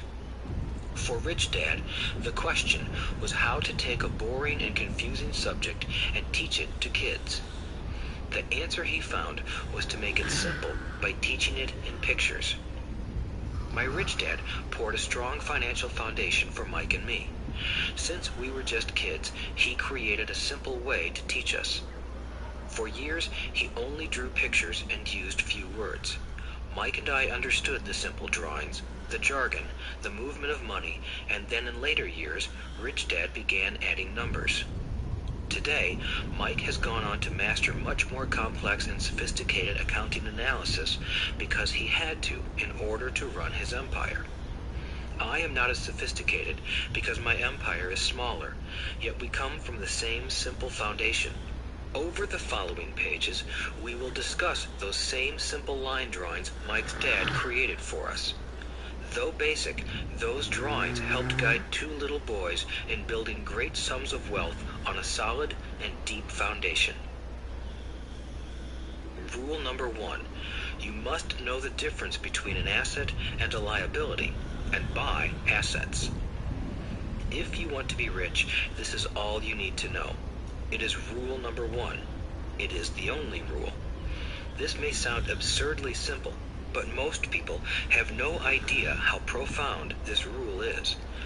Most people struggle financially because they do not know the difference between an asset and a liability. Rich people acquire assets. The poor and middle class acquire liabilities that they think are assets, said Rich Dad. When Rich Dad explained this to Mike and me, we thought he was kidding. Here we were, nearly teenagers, and waiting for the secret to getting rich, and this was his answer. It was so simple that we stopped for a long time to think about it. "What is an asset?" asked Mike. "Don't worry right now," said Rich Dad. "Just let the idea sink in. If you can comprehend the simplicity, your life will have a plan and be financially easy. It is simple. That is why the idea is missed." "You mean all we need to know is what an asset is, acquire them, and we'll be rich?" I asked. Rich Dad nodded his head. "It's that simple." "If it's that simple, it's not rich?" I asked. Rich Dad smiled. "Because people do not know the difference between an asset and a liability." I remember asking, how could adults be so misguided? If it is that simple, if it is that important, why would everyone not want to find out? It took Rich Dad only a few minutes to explain what assets and liabilities were. As an adult, I have difficulty explaining it to other adults. The simplicity of the idea escapes them because they have been educated differently. They were taught by other educated professionals, such as bankers, accountants, real estate agents, financial planners, and so forth. The difficulty comes in asking adults to unlearn or become children again. An intelligent adult often feels it is demeaning to pay attention to simplistic definitions. Rich Dad believed in the KISS principle. Keep it simple, stupid, or keep it super simple. So he kept it simple for us, and that made our financial foundation strong.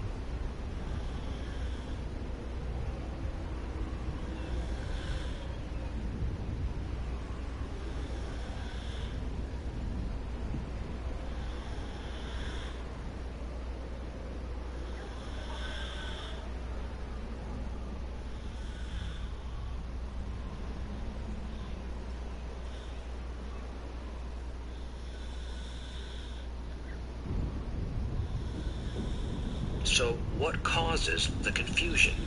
How could something so simple be so screwed up? Why would someone buy an asset that was really a liability? The answer is found in basic education. We focus on the word literacy and not financial literacy. What defines something to be an asset or a liability are not words. In fact, if you really want to be confused, look up the words asset and liability in the dictionary. I know the definition may sound good to a trained accountant, but for the average person, it makes no sense.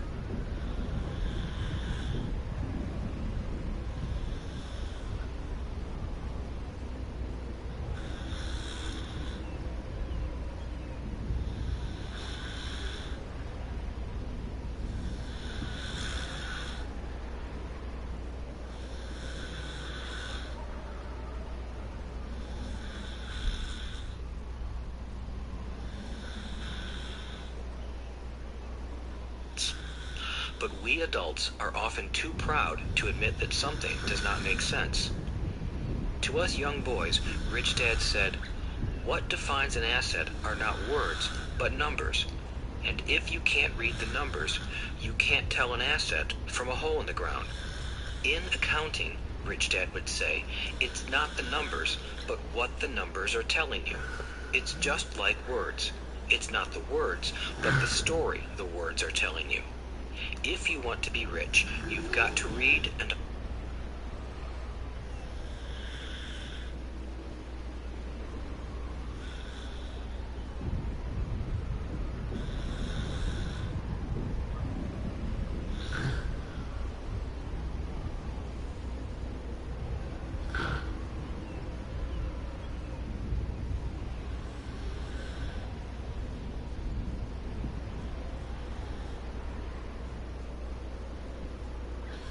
understand numbers.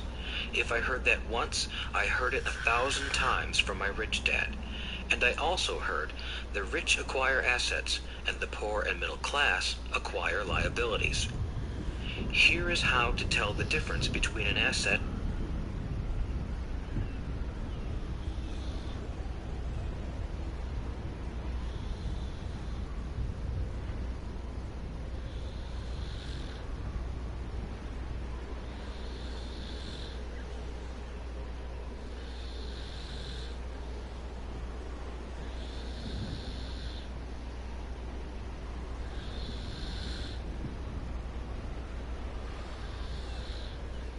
and a liability. Most accountants and financial professionals do not agree with the definitions, but these simple drawings were the start of strong financial foundations for two young boys. An asset is something that puts money in my pocket. A liability is something that takes money out of my pocket. This is really all you need to know. If you want to be rich, simply spend your life buying assets. If you want to be poor or middle class, spend your life buying liabilities. Illiteracy, both in words and numbers, is the foundation of financial struggle. If people are having difficulties financially,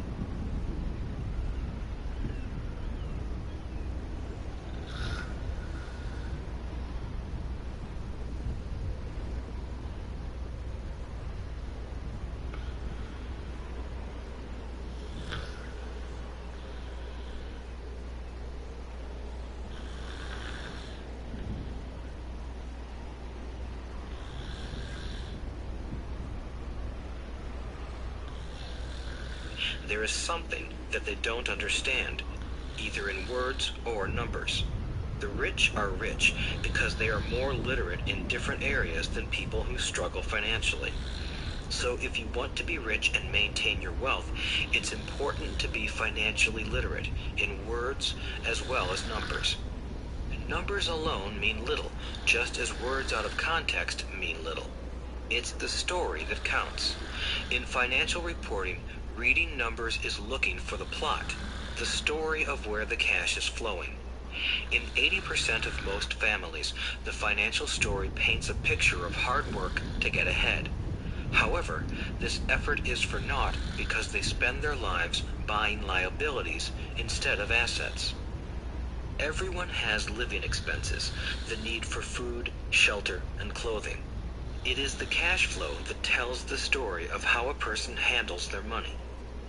The reason I started with the story of the richest men in America is to illustrate the flaw in believing that money will solve all problems.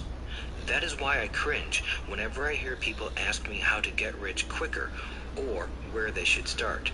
I often hear, "I'm in debt, so I need to make more money." But more money will often not solve the problem. In fact, it may compound the problem. Money often makes obvious our tragic human flaws, putting a spotlight on what we don't know.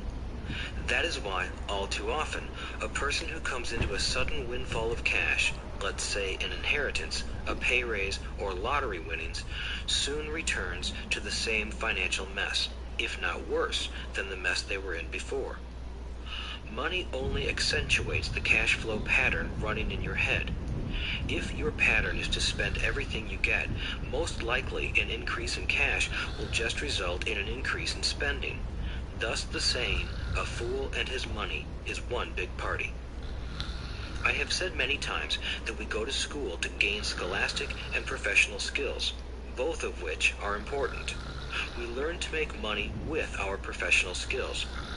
In the 1960s, when I was in high school, if someone did well academically, people assumed this bright student would go on to be a medical doctor because it was the profession with the promise of the greatest financial reward.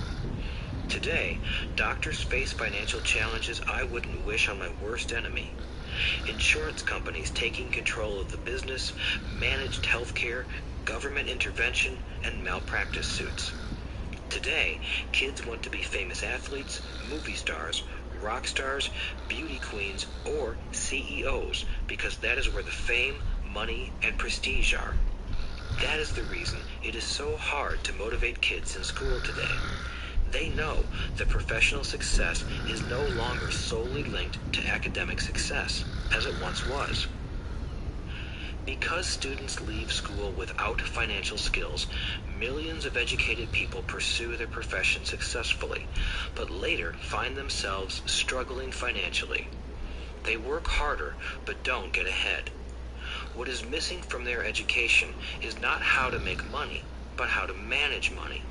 It's called financial aptitude, what you do with the money once you make it, how to keep people from taking it from you, how to keep it longer, and how to make that money work hard for you.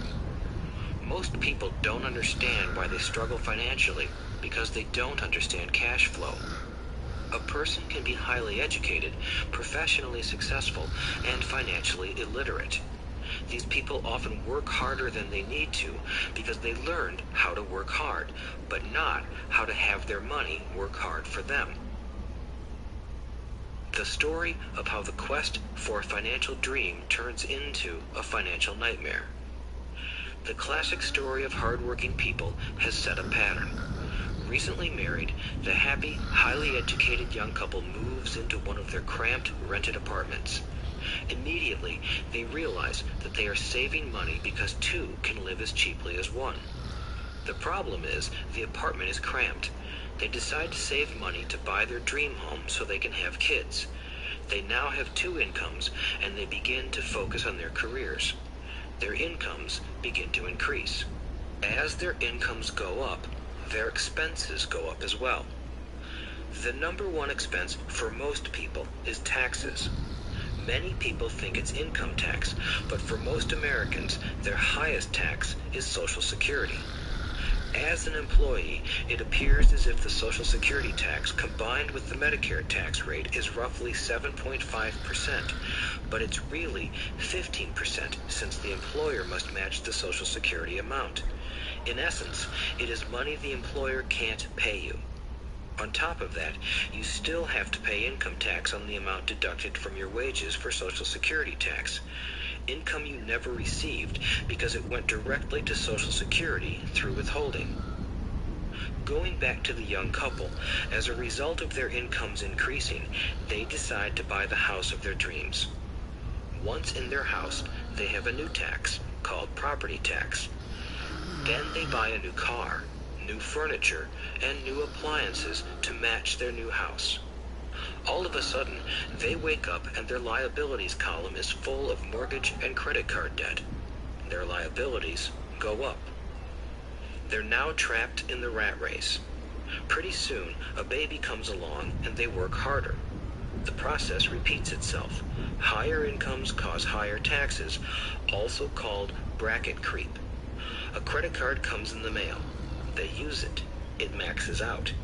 A loan company calls and says their greatest asset, their home, has appreciated in value.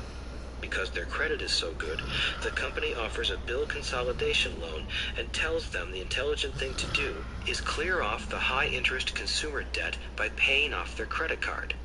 And besides, interest on their home is a tax deduction. They go for it and pay off those high-interest credit cards. They breathe a sigh of relief. Their credit cards are paid off. They've now folded their consumer debt into their home mortgage. Their payments go down because they extend their debt over 30 years. It is the smart thing to do. Their neighbor calls to invite them to go shopping. The Memorial Day sale is on. They promise themselves they'll just window shop, but they take a credit card, just in case. I run into this young couple all the time. Their names change, but their financial dilemma is the same. They come to one of my talks to hear what I have to say. They ask me, can you tell us how to make more money? They don't understand that their trouble is really how they choose to spend the money they do have. It is caused by financial illiteracy and not understanding the difference between an asset and a liability. More money seldom solves someone's money problems. Intelligence solves problems. There is a saying a friend of mine says over and over to people in debt. If you find you have dug yourself into a hole, stop digging. As a child, my dad often told us that the Japanese were aware of three powers: the power of the sword, the jewel, and the mirror. The sword symbolizes the power of weapons. America has spent trillions of dollars on weapons, and because of this, is a powerful military presence in the world. The jewel symbolizes the power of money. There is some degree of truth to the saying, "Remember the golden rule. He who has the gold makes the rules." The mirror symbolizes the power of self-knowledge. This self-knowledge, according to Japanese legend, was the most treasured of the three. All too often, the poor and middle class allow the power of money to control them.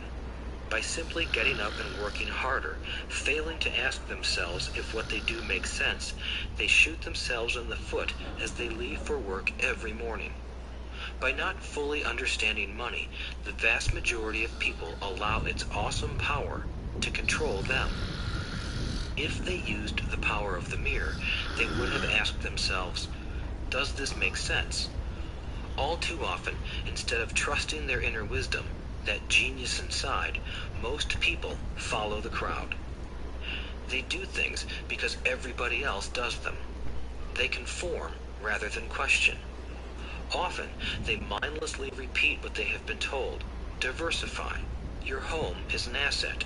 Your home is your biggest investment. You get a tax break for going into greater debt. Get a safe job. Don't make mistakes. Don't take risks. It is said that the fear of public speaking is a fear greater than death for most people. According to psychiatrists, the fear of public speaking is caused by the fear of ostracism, the fear of standing out, the fear of criticism, the fear of ridicule, and the fear of being an outcast.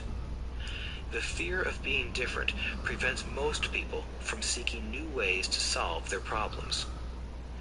That is why my educated dad said the Japanese valued the power of the mirror the most, for it is only when we look into it that we find truth. Fear is the main reason that people say, play it safe. That goes for anything, be it sports, relationships, careers, or money. It is that same fear, the fear of ostracism, that causes people to conform to, and not question, commonly accepted opinions or popular trends. Your home is an asset. Get a bill consolidation loan and get out of debt. Work harder. It's a promotion. Someday I'll be a vice president. Save money. When I get a raise, I'll buy us a bigger house. Mutual funds are safe. Many financial problems are caused by trying to keep up with the Joneses. Occasionally, we all need to look in the mirror and be true to our inner wisdom rather than our fears. By the time Mike and I were 16 years old, we began to have problems in school. We were not bad kids. We just began to separate from the crowd. We worked for Mike's dad after school and on weekends. Mike and I often spent hours after work just sitting at a table with his dad while he held meetings with his bankers, attorneys, accountants, brokers, investors, managers, and employees. Here was a man who had left school at 13 who was now directing, instructing, ordering, and asking questions of educated people. They came at his beck and call and cringed when he didn't approve of them. Here was a man who had not gone along with the crowd. He was a man who did his own thinking and detested the words, "We have to do it this way because that's the way everyone else does it." He also hated the word "can't." If you wanted him to do something, just say, "I don't think you can do it." Mike and I learned more sitting in on his meetings than we did in all our years of school, college included. Mike's dad was not book smart, but he was financially educated and successful as a result. He told us over and over again, an intelligent person hires people who are more intelligent than he is. So Mike and I had the benefit of spending hours listening to and learning from intelligent people. But because of this, Mike and I couldn't go along with the standard dogma our teachers preached, and that caused problems. Whenever the teacher said, "If you don't get good grades, you won't do well in the real world," Mike and I just raised our eyebrows. When we were told to follow set procedures and not deviate from the rules, we could see how school discouraged creativity. We started to understand why our rich dad told us that schools were designed to produce good employees instead of employers. Occasionally, Mike or I would ask our teachers how what we studied was applicable to the real world, or why we never studied money and how it worked. To the latter question, we often got the answer that money was not important, that if we excelled in our education, the money would follow. The more we knew about the power of money, the more distant we grew from the teachers and our classmates. My highly educated dad never pressured me about my grades, but we did begin to argue about money. By the time I was 16, I probably had a far better foundation with money than both my parents. I could keep books, I listened to tax accountants, corporate attorneys, bankers, real estate brokers, investors, and so forth. By contrast, my dad talked to other teachers. One day, my dad told me that our home was his greatest investment. A not too pleasant argument took place when I showed him why I thought a house was not a good investment. I showed him the ancillary expenses that went along with owning the home. A bigger home meant bigger expenses, and the cash flow kept going out through the expense column. Today, people still challenge me on the idea of a house not being an asset. I know that for many people, it is their dream as well as their largest investment. And owning your own home is better than nothing. I simply offer an alternative way of looking at this popular dogma. If my wife and I were to buy a bigger, flashier house, we realize it wouldn't be an asset. It would be a liability since it would take money out of our pocket. So here is the argument I put forth. I really don't expect most people to agree with it because your home is an emotional thing, and when it comes to money, high emotions tend to lower financial intelligence. I know from personal experience that money has a way of making every decision emotional. 1. When it comes to houses, most people work all their lives paying for a home they never own. In other words, most people buy a new house every few years, each time incurring a new 30-year loan to pay off the previous one. 2. Even though people receive a tax deduction for interest on mortgage payments, they pay for all their other expenses with after-tax dollars, even after they pay off their mortgage. 3. My wife's parents were shocked when the property taxes on their home increased to $1,000 a month. This was after they had retired, so the increase put a strain on their retirement budget, and they felt forced to move. 4. Houses do not always go up in value. I have friends who owe $1 million for a home that today would sell for far less. 5. The greatest losses of all are those from missed opportunities.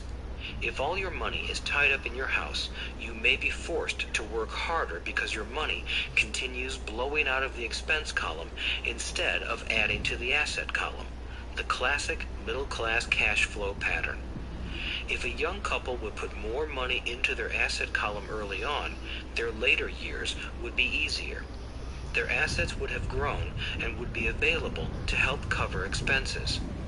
All too often, a house only serves as a vehicle for incurring a home equity loan to pay for mounting expenses.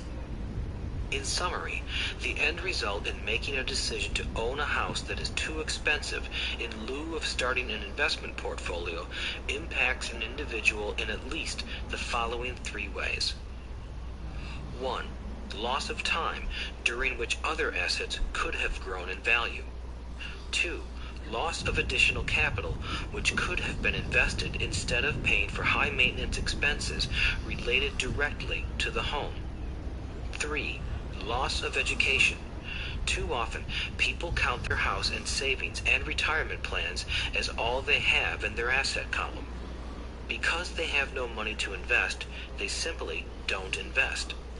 This costs them investment experience. Most never become what the investment world calls a sophisticated investor.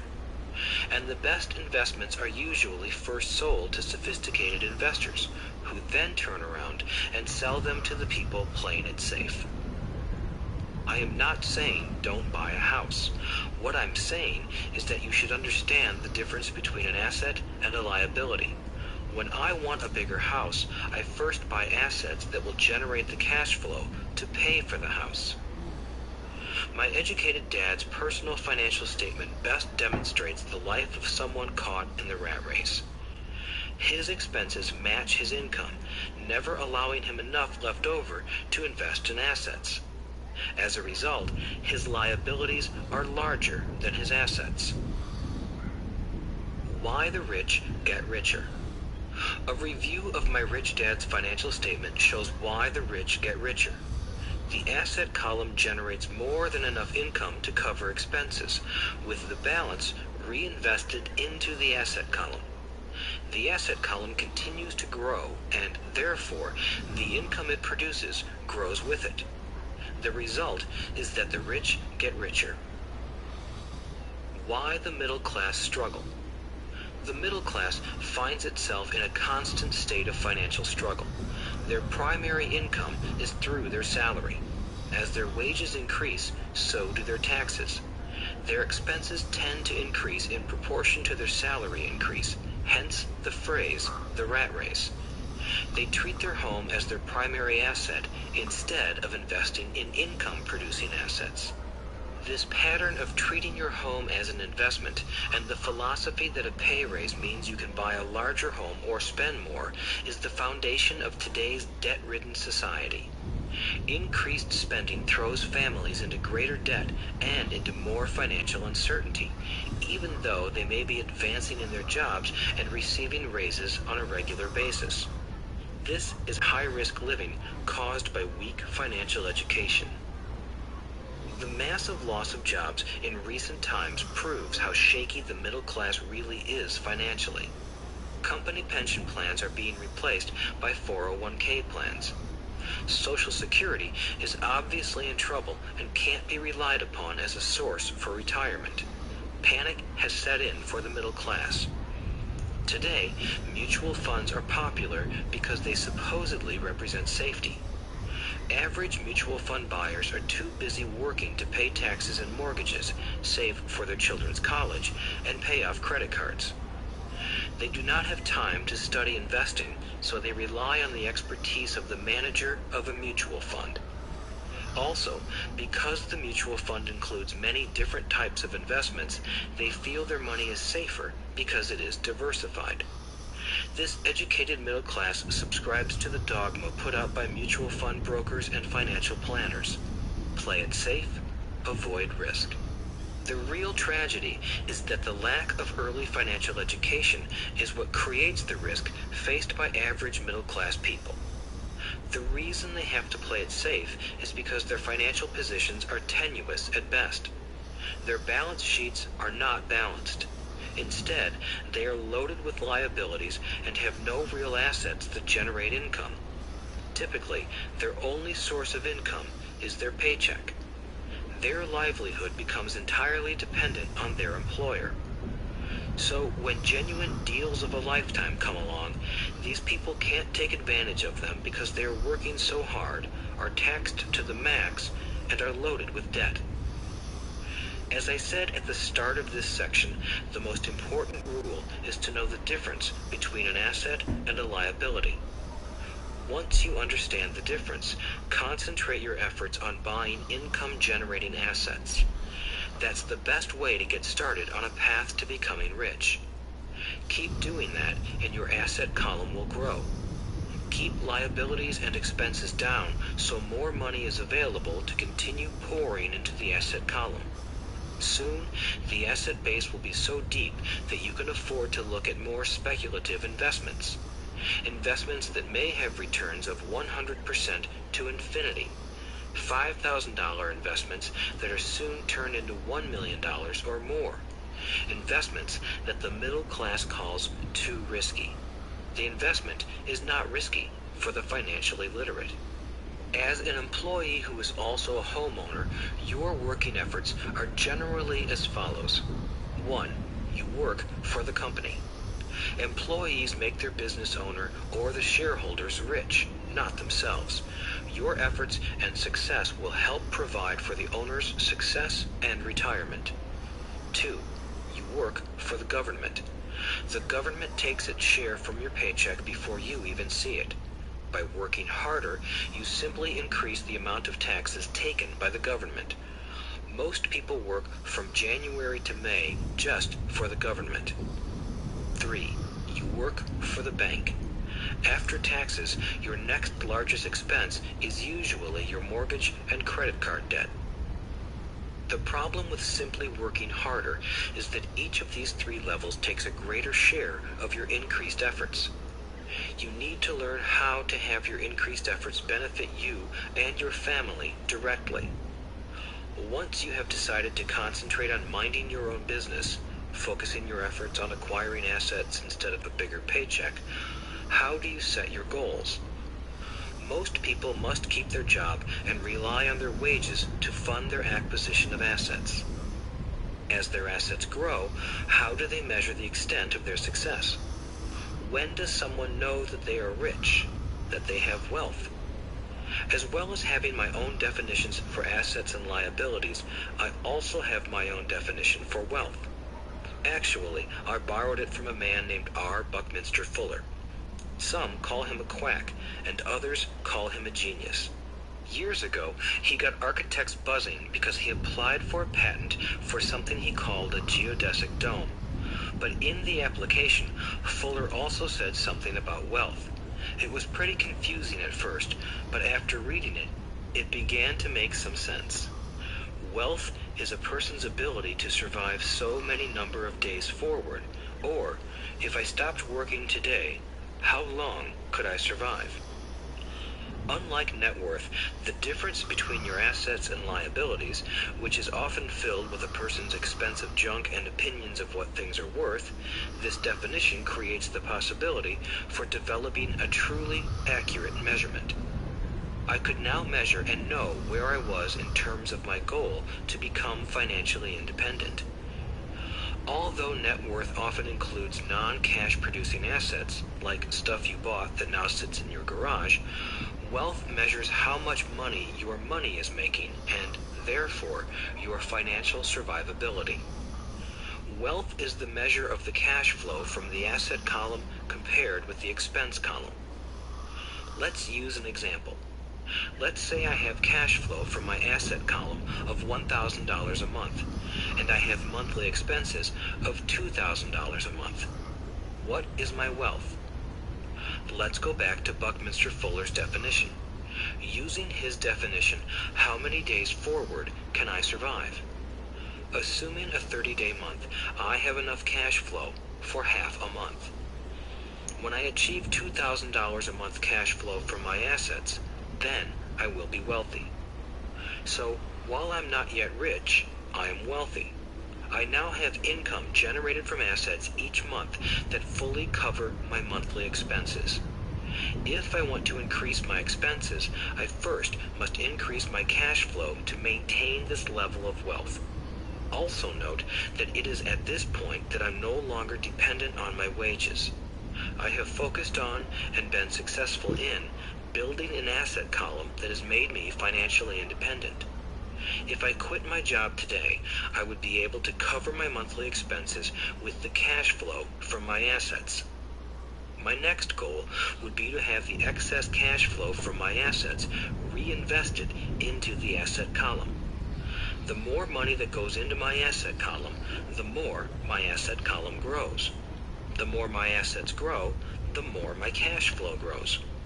And as long as I keep my expenses less than the cash flow from these assets, I grow richer with more and more income from sources other than my physical labor. As this reinvestment process continues, I am well on my way to becoming rich. Just remember this simple observation. The rich buy assets. The poor only have expenses.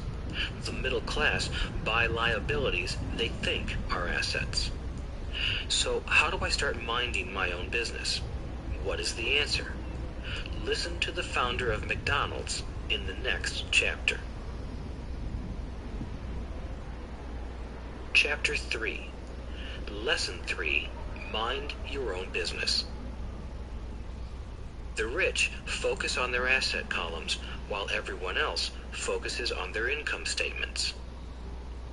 In 1974, Ray Kroc, the founder of McDonald's, was asked to speak to the MBA class at the University of Texas at Austin. A friend of mine was a student in that MBA class. After a powerful and inspiring talk, the class adjourned, and the students asked Ray if he would join them at their favorite hangout to have a few beers. Ray graciously accepted. "What business am I in?" Ray asked once the group had all their beers in hand. Everyone laughed, my friend said. Most of the MBA students thought Ray was just fooling around. No one answered, so Ray asked again, "What business do you think I'm in?" The students laughed again, and finally one brave soul yelled out, "Ray, who in the world doesn't know that you're in the hamburger business?" Ray chuckled. "That's what I thought you would say." He paused and then quickly added, "Ladies and gentlemen, I'm not in the hamburger business. My business is real estate." As my friend tells the story, Ray spent a good amount of time explaining his viewpoint. In his business plan, Ray knew that the primary business focus was to sell hamburger franchises, but what he never lost sight of was the location of each franchise. He knew that the land and its location were the most significant factors in the success of each franchise. Basically, the person who bought the franchise was also buying the real estate under the franchise for Ray Kroc's organization. Today, McDonald's is the largest single owner of real estate in the world, owning even more than the Catholic Church. McDonald's owns some of the most valuable intersections and street corners in America and around the globe. My friend considers this as one of the most important lessons in his life. Today, he owns car washes, but his business is the real estate under those car washes. The previous chapter presented that most people work for everyone but themselves. They work first for the owners of the company, then for the government through taxes, and finally for the bank that owns their mortgage. When I was a young boy, we did not have a McDonald's nearby. Yet my rich dad was responsible for teaching Mike and me the same lesson that Ray Kroc talked about at the University of Texas. It is secret number 3 of the rich. The secret is mind your own business. Financial struggle is often directly the result of people working all their lives for someone else. Many people will simply have nothing at the end of their working days to show for their efforts. Our current educational system focuses on preparing today's youth to get good jobs by developing scholastic skills. Their lives will revolve around their wages or, as described earlier, their income column. Many will study further to become engineers, scientists, cooks, police officers, artists, writers, and so on. These professional skills allow them to enter the workforce and work for money. But there is a big difference between your profession and your business. Often I ask people, "What is your business?" And they will say, "Oh, I'm a banker." Then I ask them if they own the bank, and they usually respond, "No, I work there." In that instance, they have confused their profession with their business. Their profession may be a banker, but they still need their own business. A problem with school is that you often become what you study. So if you study cooking, you become a chef. If you study the law, you become an attorney. And a study of auto mechanics makes you a mechanic. The mistake in becoming what you study is that too many people forget to mind their own business. They spend their lives minding someone else's business and making that person rich. To become financially secure, a person needs to mind their own business. Your business revolves around your asset column, not your income column. As stated earlier, the number 1 rule is to know the difference between an asset and a liability and to buy assets. The rich focus on their asset columns, while everyone else focuses on their income statements. That is why we hear so often, "I need a raise. If only I had a promotion. I am going back to school to get more training so I can get a better job. I am going to work overtime. Maybe I can get a second job." In some circles, these are sensible ideas, but you are still not minding your own business. These ideas all still focus on the income column and will only help a person become more financially secure if the additional money is used to purchase income-generating assets. The primary reason the majority of the poor and middle class are fiscally conservative, which means I can't afford to take risks, is that they have no financial foundation. They have to cling to their jobs and play it safe. When downsizing became the in thing to do, millions of workers found out their largest so-called asset, their home, was eating them alive. Their asset was costing them money every month. Their car, another asset, was eating them alive. The golf clubs in the garage that cost $1,000 were not worth $1,000 anymore. Without job security, they had nothing to fall back on. What they thought were assets could not help them survive in a time of financial crisis. I assume most of us have filled out a credit application to buy a house or a car. It's always interesting to look at the net worth section because of what accepted banking and accounting practices allow a person to count as assets. One day when I wanted a loan, my financial position did not look too good. So I added my new golf clubs, my art collection, books, electronics, Armani suits, wristwatches, shoes, and other personal effects to boost the number in the asset column. But I was turned down because I had too much investment real estate. The loan committee didn't like that I made so much money from rent. They wanted to know why I did not have a normal job with a salary. They did not question the Armani suits, golf clubs, or art collection. Life is sometimes tough when you do not fit the standard profile. I cringe every time I hear someone say to me that their net worth is $1 million or $100,000 or whatever. One of the main reasons net worth is not accurate is simply because the moment you begin selling your assets, you are taxed for any gains. So many people have put themselves in deep financial trouble when they run short of income. To raise cash, they sell their assets, but their personal assets can generally be sold for only a fraction of the value that is listed on their personal balance sheet. Or, if there is a gain on the sale of the assets, they are taxed on the gain. So again, the government takes its share, thus reducing the amount available to help them out of debt. That is why I say someone's net worth is often worth less than they think. Start minding your own business. Keep your daytime job, but start buying real assets, not liabilities or personal effects that have no real value once you get them home. A new car loses nearly 25% of the price you pay for it the moment you drive it off the lot.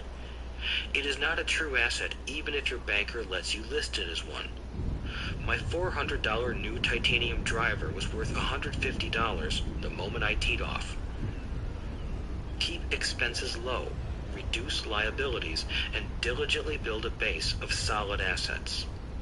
For young people who have not yet left home, it is important for parents to teach them the difference between an asset and a liability.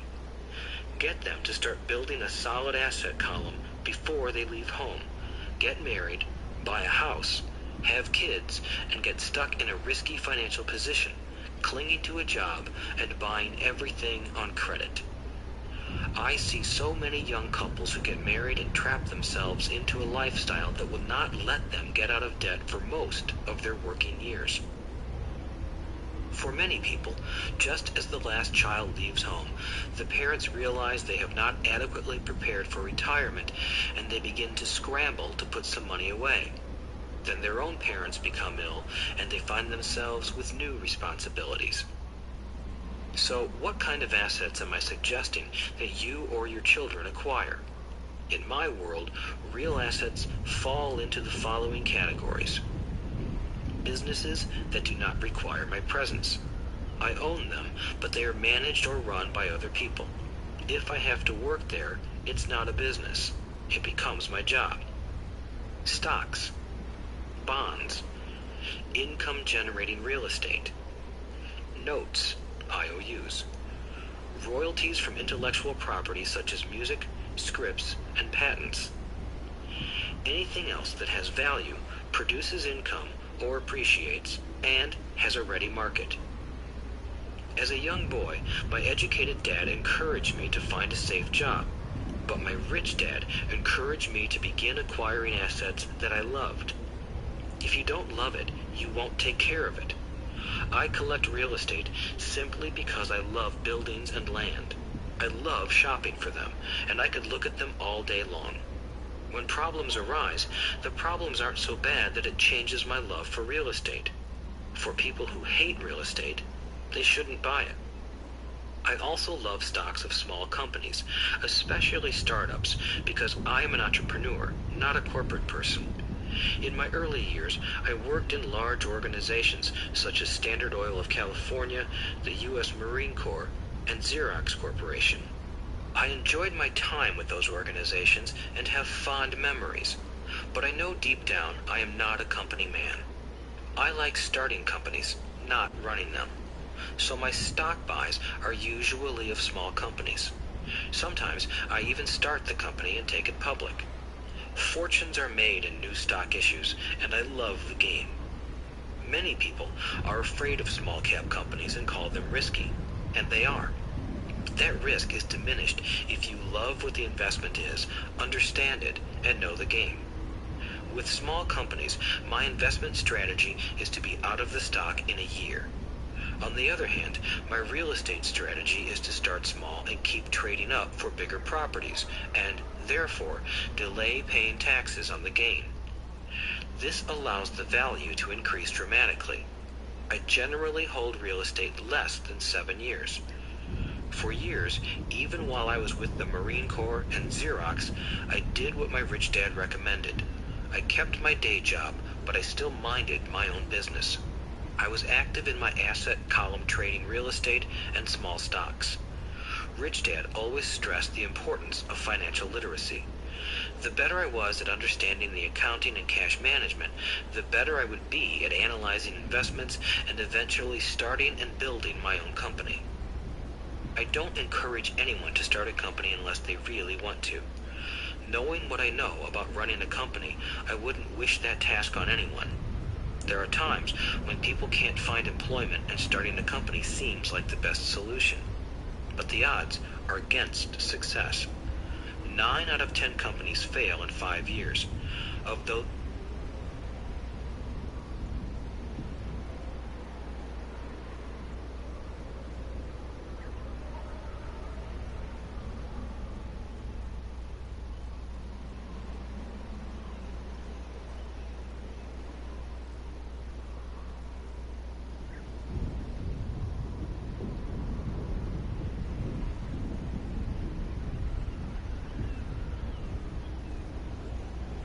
that survive the first 5 years, 9 out of every 10 of those eventually fail as well.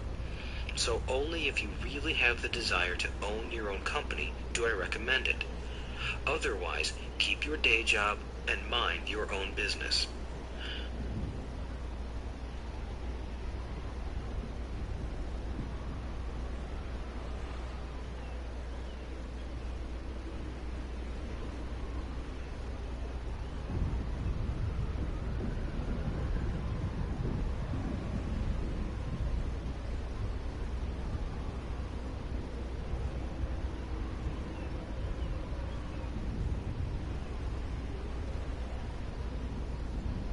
When I say mind your own business, I mean to build and keep your asset column strong. Once a dollar goes into it, never let it come out. Think of it this way. Once a dollar goes into your asset column, it becomes your employee. The best thing about money is that it works 24 hours a day and can work for generations. Keep your day job, be a great hard-working employee, but keep building that asset column. As your cash flow grows, you can indulge in some luxuries. An important distinction is that rich people buy luxuries last, while the poor and middle class tend to buy luxuries first. The poor and the middle class often buy luxury items like big houses, diamonds, furs, jewelry, or boats because they want to look rich. They look rich, but in reality they just get deeper in debt on credit. The old money people, the long-term rich, build their asset column first. Then the income generated from the asset column buys their luxuries. The poor and middle class buy luxuries with their own sweat, blood, and children's inheritance. A true luxury is a reward for investing in and developing a real asset. For example, when my wife Kim and I had extra money coming from our apartment houses, she went out and bought her Mercedes. It didn't take any extra work or risk on her part because the apartment house bought the car. She did, however, have to wait 4 years while the real estate investment portfolio grew and began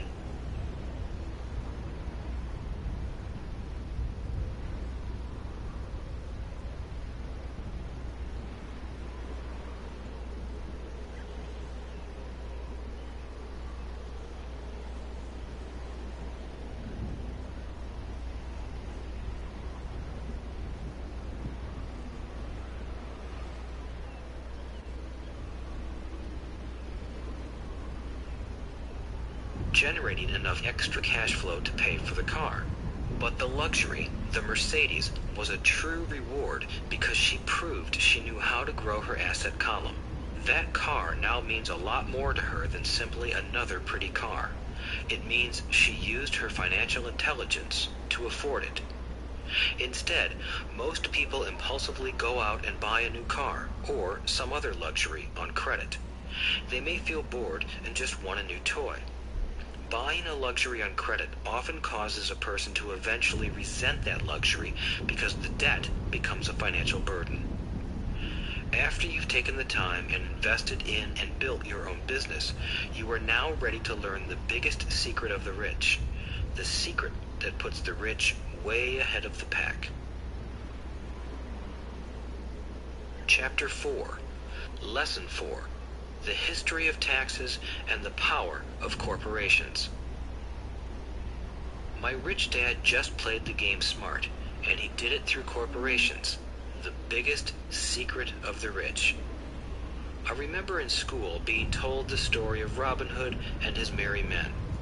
My teacher thought it was a wonderful story of a romantic hero who robbed from the rich and gave to the poor. My rich dad did not see Robin Hood as a hero. He called Robin Hood a crook. Robin Hood may be long gone, but his followers live on.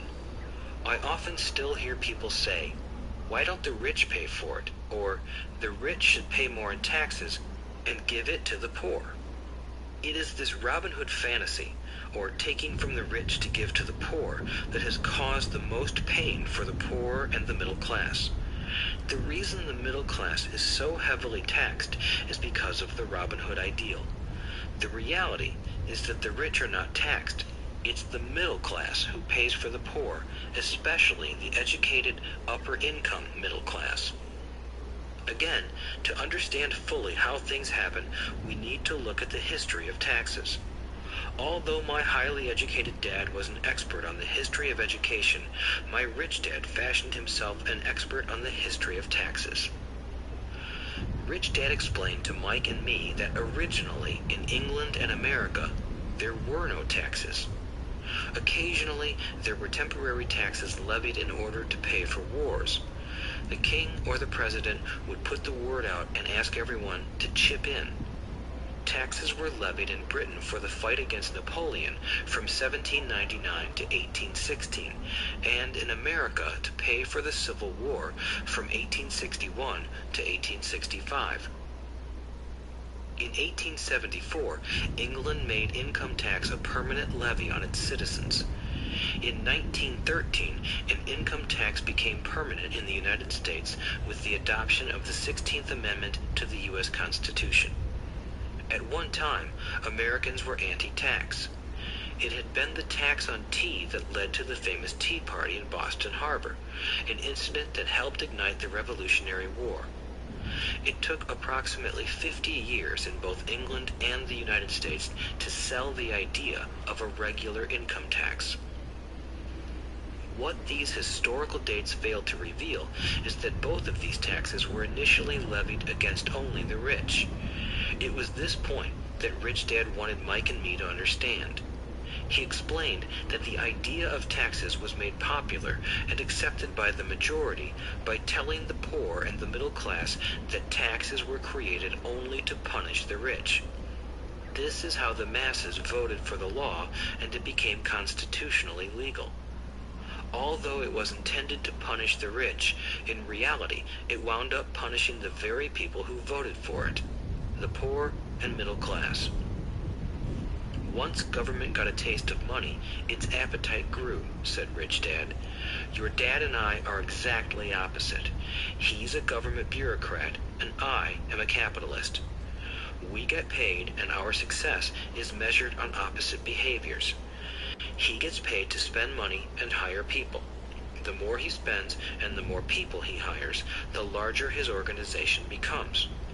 In the government, a large organization is a respected organization. On the other hand, within my organization, the fewer people I hire and the less money I spend, the more I am respected by my investors. That's why I don't like government people. They have different objectives than most business people. As the government grows, more and more tax dollars are needed to support it. My educated dad sincerely believed that government should help people. He loved John F. Kennedy, and especially the idea of the Peace Corps. He loved the idea so much that both he and my mom worked for the Peace Corps, training volunteers to go to Malaysia, Thailand, and the Philippines. He always strived for additional grants and budget increases so he could hire more people, both in his job with the Education Department and in the Peace Corps. From the time I was about 10 years old, I would hear from my rich dad that government workers were a pack of lazy thieves, and from my poor dad, I would hear how the rich were greedy crooks who should be made to pay more taxes. Both sides had valid points. It was difficult to go to work for one of the biggest capitalists in town and come home to a father who was a prominent government leader. It was not easy to know which dad to believe. Yet, when you study the history of taxes, an interesting perspective emerges. As I said, the passage of taxes was only possible because the masses believed in the Robin Hood theory of economics. Take from the rich and give to everyone else. The problem was that the government's appetite for money was so great that taxes soon needed to be levied on the middle class, and from there it kept trickling down. However, the rich saw an opportunity because they don't play by the same set of rules. The rich knew about corporations, which became popular in the days of sailing ships. The rich created the corporation as a vehicle to limit their risk to the assets of each voyage.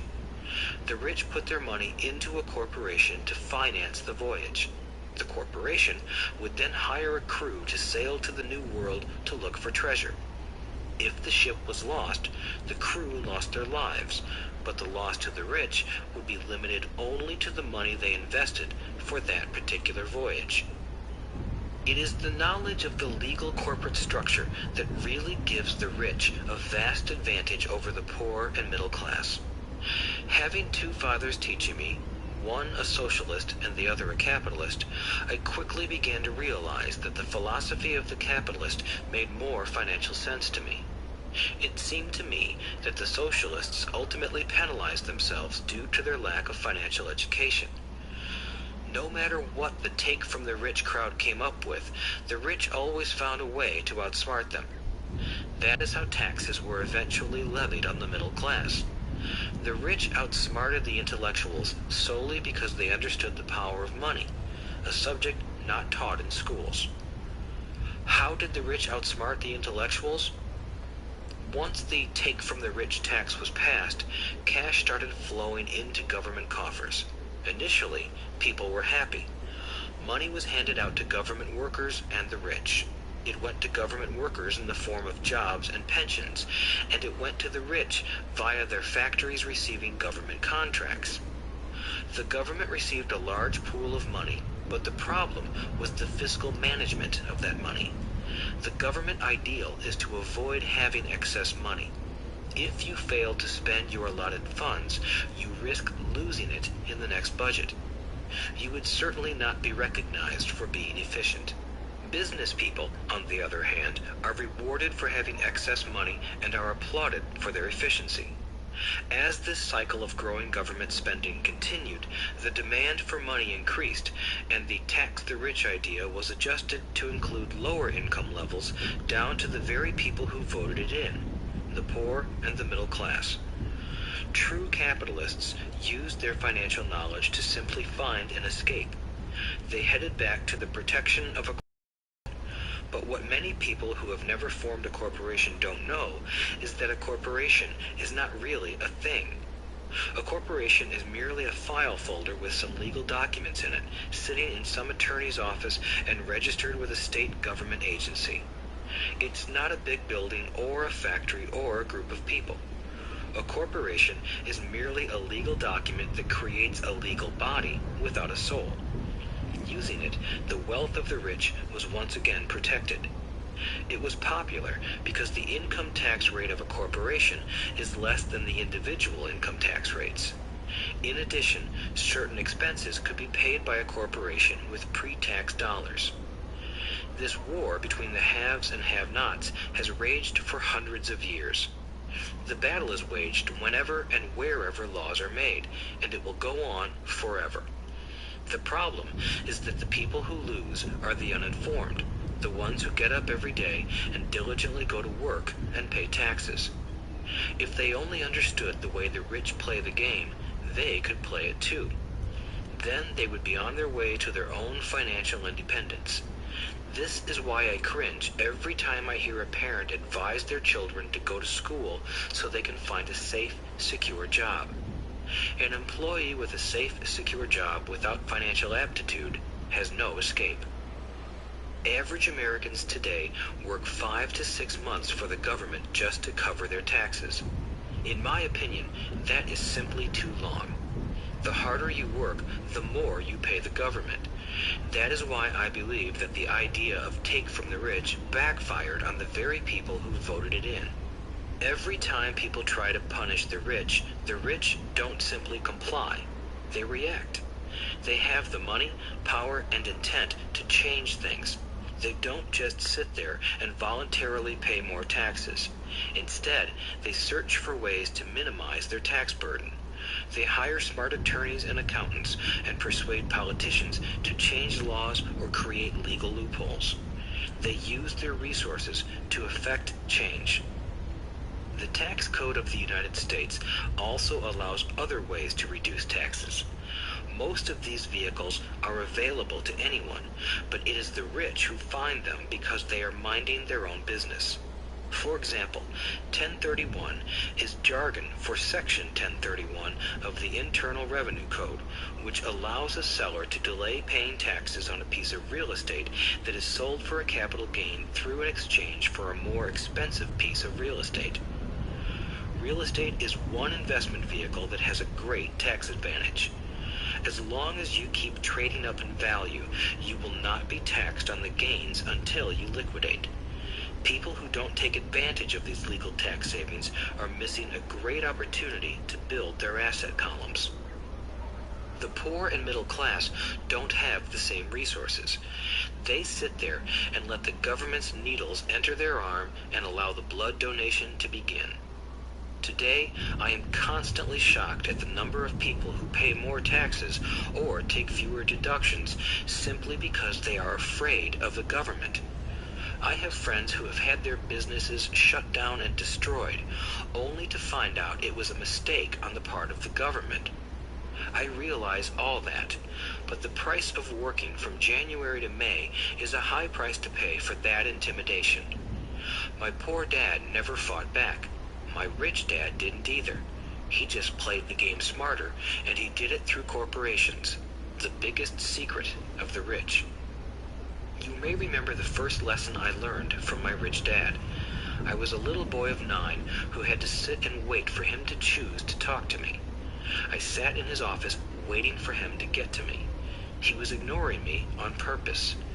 He wanted me to recognize his power and to desire to have that power for myself one day. During all the years I studied and learned from him, he always reminded me that knowledge is power. And with money comes great power that requires the right knowledge to keep it and make it multiply. Without that knowledge, the world pushes you around. Rich Dad constantly reminded Mike and me that the biggest bully was not the boss or the supervisor, but the tax man. The tax man will always take more if you let him. The first lesson of having money work for you, as opposed to you working for money, is all about power. If you work for money, you give the power to your employer. If money works for you, you keep the power and control it. Once we had this knowledge of the power of money working for us, he wanted us to be financially smart and not let anyone or anything push us around. If you're ignorant, it's easy to be bullied. If you know what you're talking about, you have a fighting chance. That is why he paid so much for smart tax accountants and attorneys. It was less expensive to pay them than to pay the government. His best lesson to me was, be smart and you won't be pushed around as much. He knew the law because he was a law-abiding citizen and because it was expensive to not know the law. If you know you're right, you're not afraid of fighting back, even if you are taking on Robin Hood and his band of merry men. My highly educated dad always encouraged me to land a good job with a strong corporation. He spoke of the virtues of working your way up the corporate ladder. He didn't understand that by relying solely on a paycheck from a corporate employer, I would be a docile cow ready for milking. When I told my rich dad of my father's advice, he only chuckled. "Why not own the ladder?" was all he said. As a young boy, I did not understand what Rich Dad meant by owning my own corporation. It was an idea that seemed impossible and intimidating. Although I was excited by the idea, my inexperience wouldn't let me envision the possibility that grown-ups would someday work for a company I would own. The point is that, if not for my rich dad, I would have probably followed my educated dad's advice. It was merely the occasional reminder of my rich dad that kept the idea of owning my own corporation alive and kept me on a different path. By the time I was 15 or 16, I knew I wasn't going to continue down the path my educated dad recommended. I didn't know how I was going to do it, but I was determined not to head in the direction most of my classmates were heading. That decision changed my life. It was not until my mid-20s that my rich dad's advice began to make more sense to me. I was just out of the Marine Corps and working for Xerox. I was making a lot of money, but every time I looked at my paycheck, I was disappointed. The deductions were so large, and the more I worked, the greater they became. As I became more successful, my bosses talked about promotions and raises. It was flattering, but I could hear my rich dad asking in my ear, "Who are you working for? Who are you making rich?" In 1974, while still an employee for Xerox, I formed my first corporation and began minding my own business. There were already a few assets in my asset column, but now I was determined to focus on making it bigger. Those paychecks, with all the deductions, made all the years of my rich dad's advice make total sense. I could see the future if I followed my educated dad's advice. Many employers feel that advising their workers to mind their own business is bad for business.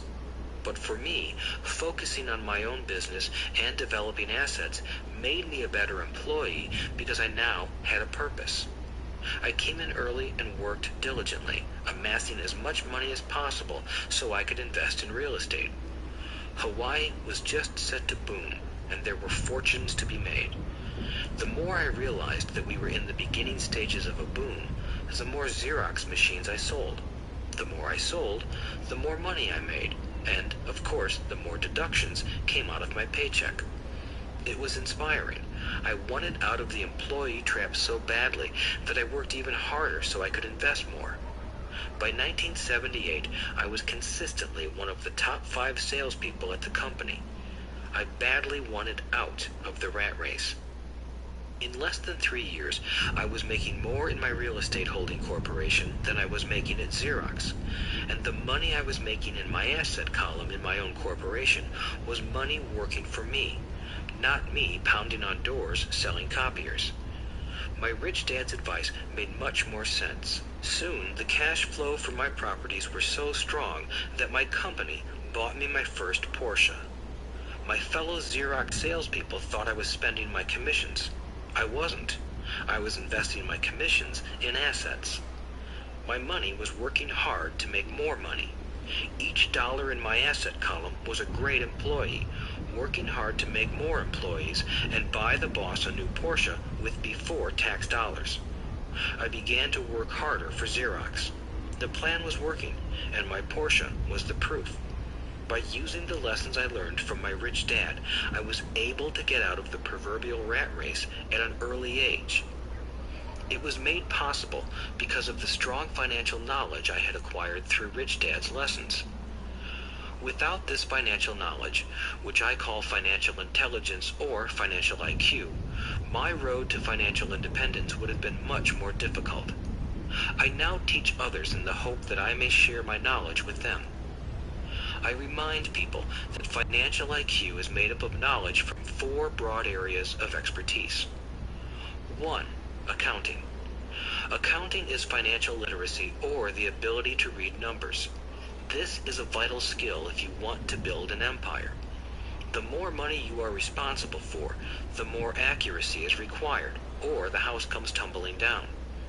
This is the left brain side, or the details. Financial literacy is the ability to read and understand financial statements, which allows you to identify the strengths and weaknesses of any business. 2. Investing. Investing is the science of money making money. This involves strategies and formulas which use the creative right brain side. 3. Understanding markets. Understanding markets is the science of supply and demand. You need to know the technical aspects of the market, which are emotion-driven, in addition to the fundamental or economic aspects of an investment. Does an investment make sense, or does it not make sense based on current market conditions? 4. The law. A corporation wrapped around the technical skills of accounting, investing, and markets can contribute to explosive growth. A person who understands the tax advantages and protections provided by a corporation can get rich so much faster than someone who is an employee or a small business sole proprietor. It's like the difference between someone walking and someone flying. The difference is profound when it comes to long-term wealth. Tax advantages. A corporation can do many things that an employee cannot, like pay expenses before paying taxes. That is a whole area of expertise that is very exciting. Employees earn and get taxed, and then try to live on what is left. A corporation earns, spends everything it can, and is taxed on anything that is left. It's one of the biggest legal tax loopholes that the rich use. They're easy to set up and are not expensive if you own investments that are producing good cash flow. For example, by owning your own corporation, your vacations can be board meetings in Hawaii. Car payments, insurance, repairs, and health club memberships are company expenses. Most restaurant meals are partial expenses, and on and on. But it's done legally with pre-tax dollars. Protection from lawsuits. We live in a litigious society. Everybody wants a piece of your action. The rich hide much of their wealth using vehicles such as corporations and trusts to protect their assets from creditors. When someone sues a wealthy individual, they are often met with layers of legal protection and often find that the wealthy person actually owns nothing. They control everything, but own nothing. The poor and middle class try to own everything and lose it to the government or to fellow citizens who like to sue the rich. They learned it from the Robin Hood story. take from the rich, and give it to the poor. It is not the purpose of this audiobook to go into the specifics of owning a corporation, but I will say that if you own any kind of legitimate assets, I would consider finding out more about the benefits and protection offered by a corporation as soon as possible. There are many books written on the subject that will detail the benefits and even walk you through the steps necessary to set up a corporation. Garrett Sutton's books on corporations provide wonderful insight into the power of personal corporations. Financial IQ is actually the synergy of many skills and talents. I would say it is the combination of the 4 technical skills listed above that make up basic financial intelligence. If you aspire to great wealth, it is the combination of these skills that will greatly amplify your financial intelligence. In summary, business owners with corporations: 1. Earn. 2. Spend. 3. Pay taxes. Employees who work for corporations: 1. Earn. 2. Pay taxes. 3. Spend. As part of your overall financial strategy, I recommend that you learn about the protection that legal entities can provide for businesses and assets. Chapter 5. Lesson 5. The rich invent money. Often in the real world, it's not the smart who get ahead, but the bold. Last night, I took a break from writing and watched a TV program on the history of a young man named Alexander Graham Bell. Bell had just patented his telephone and was having growing pains because the demand for his new invention was so strong. Needing a bigger company, he then went to the giant at that time, Western Union, and asked them if they would buy his patent and his tiny company. He wanted $100,000 for the whole package. The president of Western Union scoffed at him and turned him down, saying the price was ridiculous. The rest is history. A multi-billion-dollar industry emerged, and AT&T was born. The evening news came on right after the story of Alexander Graham Bell. On the news was a story of another downsizing at a local company. The workers were angry and complained that the company ownership was unfair. A terminated manager of about 45 years of age had his wife and 2 babies at the plant and was begging the guards to let him talk to the owners to ask if they would reconsider his termination. He had just bought a house and was afraid of losing it. The camera focused in on his pleading for all the world to see. Needless to say, it held my attention. I have been teaching professionally since 1984. It has been a great experience and a rewarding one. It is also a disturbing profession, for I have taught thousands of individuals, and I see one thing in common in all of us, myself included. We all have tremendous potential, and we all are blessed with gifts. Yet the one thing that holds all of us back is some degree of self-doubt. It is not so much the lack of technical information that holds us back, but more the lack of self-confidence. Some are more affected than others. Once we leave school, most of us know that it is not so much a matter of college degrees or good grades that count. In the real world, outside of academics, something more than just grades is required. I have heard it called many things: guts, chutzpah, balls, audacity, bravado, cunning, daring, tenacity, and brilliance. This factor, whatever it is labeled, ultimately decides one's future much more than school grades do. Inside each of us is one of these brave, brilliant, and daring characters. There is also the flip side of that character: people who could get down on their knees and beg if necessary. After a year in Vietnam as a Marine Corps pilot, I got to know both of those characters inside of me intimately. One is not better than the other. Yet, as a teacher, I recognized that it was excessive fear and self-doubt that were the greatest detractors of personal genius.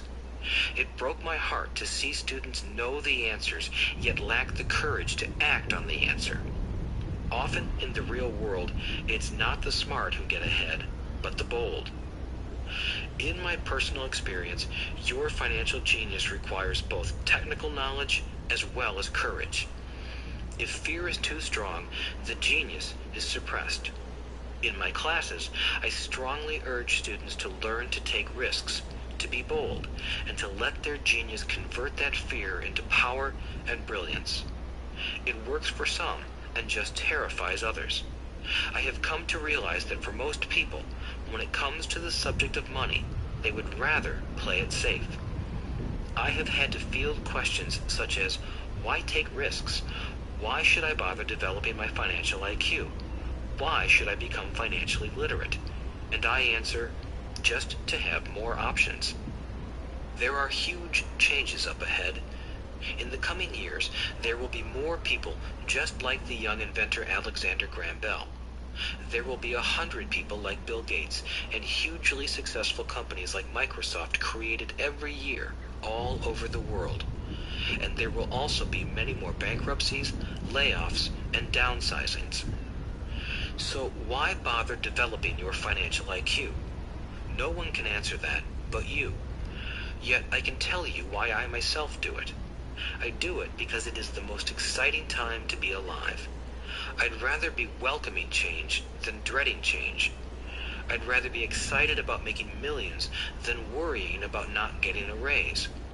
This period we are in now is a most exciting time, unprecedented in our world's history. Generations from now, people will look back at this period of time and remark at what an exciting era it must have been. It was the death of the old and birth of the new. It was full of turmoil, and it was exciting. So why bother developing your financial IQ? Because if you do, you will prosper greatly. And if you don't, this period of time will be a frightening one. It will be a time of watching some people move boldly forward while others cling to worn-out life preservers. Land was wealth 300 years ago, so the person who owned the land owned the wealth. Later, wealth was in factories and production, and America rose to dominance. The industrialist owned the wealth. Today, wealth is in information, and the person who has the most timely information owns the wealth. The problem is that information flies around the world at the speed of light. The new wealth cannot be contained by boundaries and borders as land and factories were.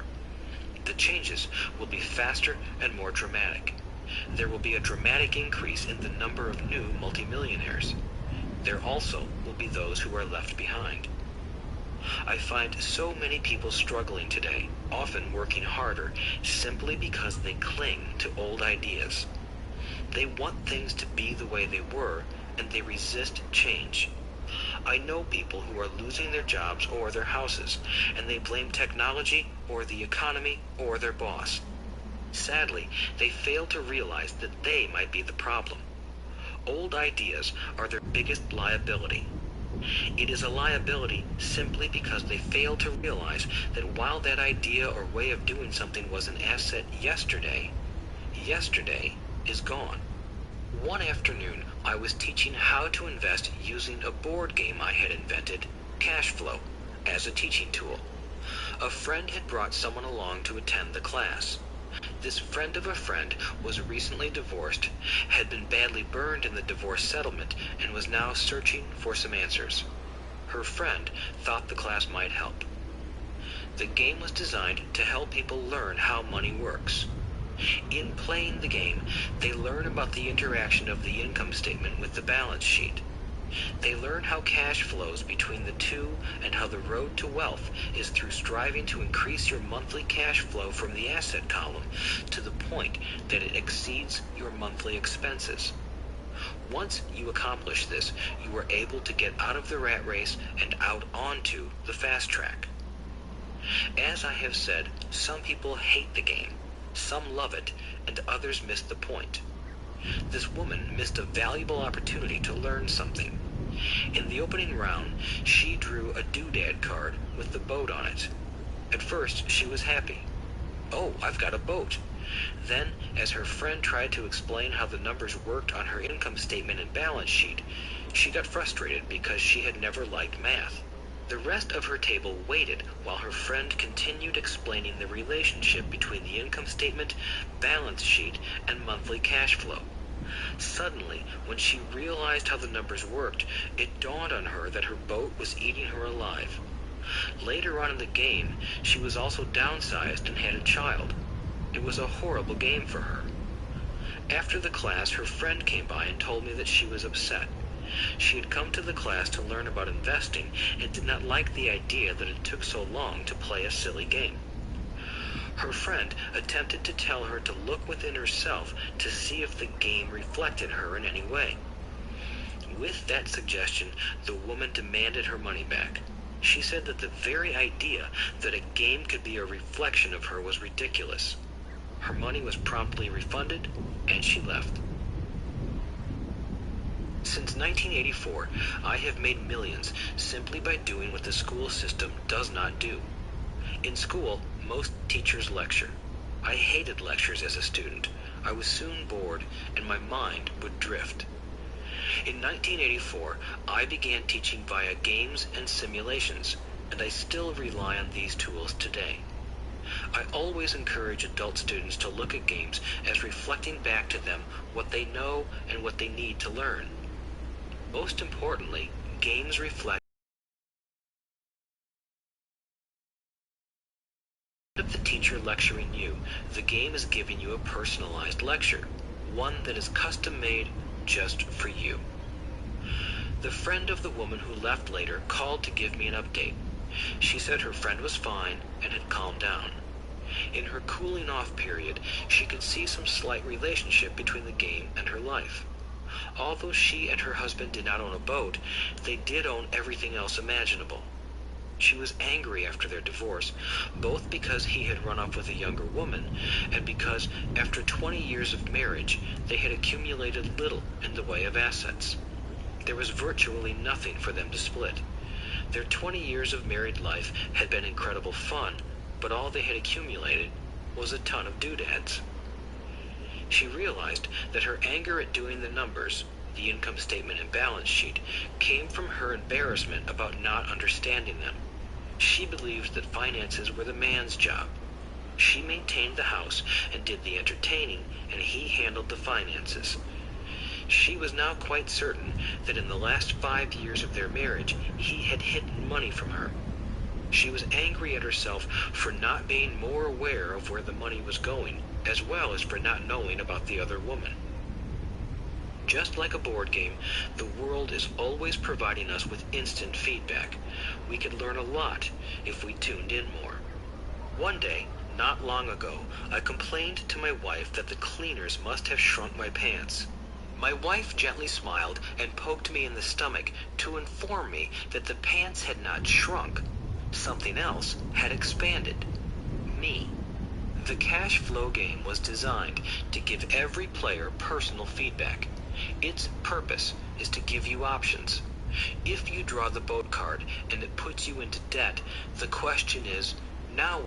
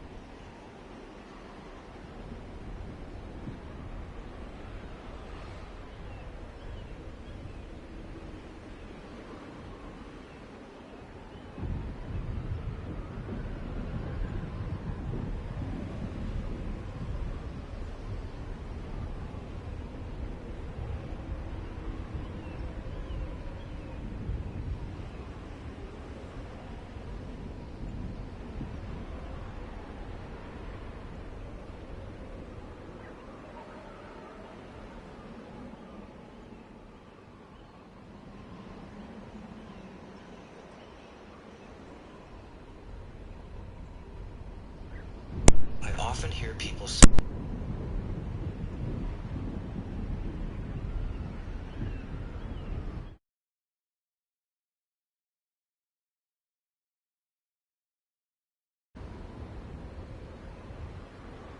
powerful investment vehicle, the stock market. I was riding with a friend past our neighborhood gas station. He looked up and saw that the price of gas was going up and thus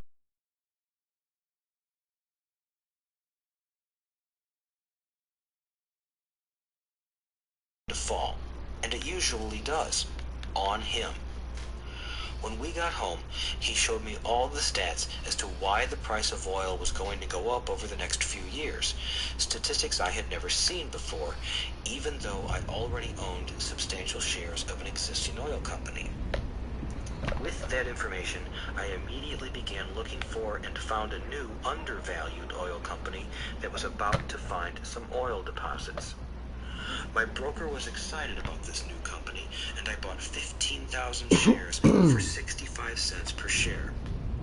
3 months later, this same friend and I drove by the same gas station, and sure enough, the price per gallon had gone up nearly 15%. Again, the Chicken Little worried and complained. I smiled, because a month earlier, that little oil company hit oil, and those 15,000 shares went up to more than $3 per share since he had first given me the tip.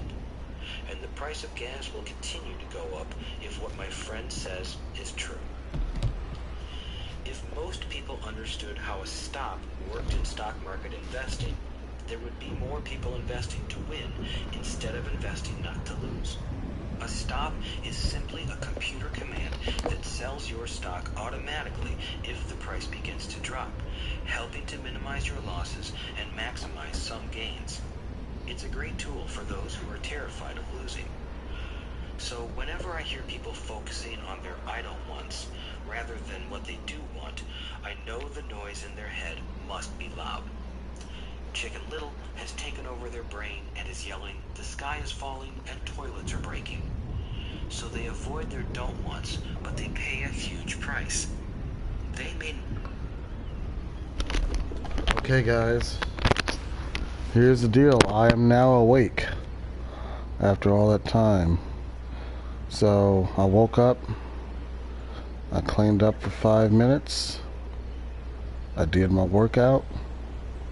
And now I'm going to read a chapter of the Bible and share it with all of you. Because I feel that that can be beneficial. Why not share the Word of God? It's a good thing to share. So I'm going to read a chapter of the Bible. I read one chapter every single day. So I'm about to read Amos chapter 3. Yesterday I read Amos chapter 2. So today I read Amos chapter 3. If I can find it. Not Jonah, but Amos. Amos 2. Now I gotta read Amos chapter 3. Here we are. And that's okay that I lost viewers. I'm gonna read the Bible anyway. Okay. Hear this word that the Lord has spoken against you, O children of Israel, against the whole family which I brought up from the land of Egypt, saying, you only have I known of all the families of the earth, therefore I will punish you for all your iniquities. Can two walk together unless they are agreed? Will a lion roar in the forest when he has no prey? Will a young lion cry out of his den if he has caught nothing? Will a bird fall into a snare on the earth if there is no trap for it? Will a snare spring it from the earth if it has caught nothing at all? If a trumpet is blown in a city, will not the people be afraid? If there is calamity in a city, will not the Lord have done it? Surely the Lord God does nothing unless he reveals his secret to his servants, the prophets. A lion has roared, who will not fear? The Lord God has spoken. Who can but prophesy? Proclaim in the palaces at Ashdod, and in the palaces in the land of Egypt, and say, Assemble on the mountains of Samaria. See great tumults in her midst, and the oppressed within her. But they do not know to do right, says the Lord, who store up violence and robbery in their palaces. Therefore thus says the Lord God, an adversary shall be all around the land. He shall sap your strength from you, and your palaces shall be plundered. Thus says the Lord, as a shepherd takes from the mouth of a lion 2 legs or a piece of an ear, so shall the children of Israel be taken out, who dwell in Samaria, in the corner of a bed, and on the edge of a couch. Hear and testify against the house of Jacob, says the Lord God, the God of hosts, that in the day I punish Israel for their transgressions. I will also visit destruction on the altars of Bethel, and the horns of the altar shall be cut off and fall to the ground. I will destroy the winter house along with the summer house. The houses of ivory shall perish, and the great houses shall have an end, says the Lord. Amen. That was Amos chapter 3. I'm proud of myself. That was a good Bible chapter.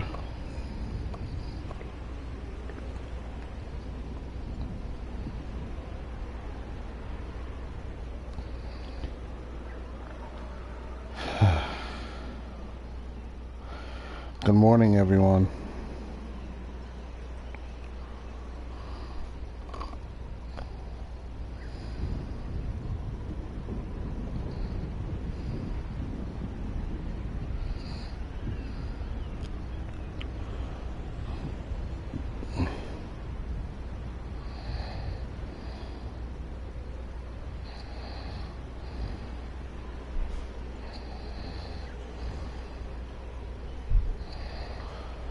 Thank you, Jesus Christ, for waking me up.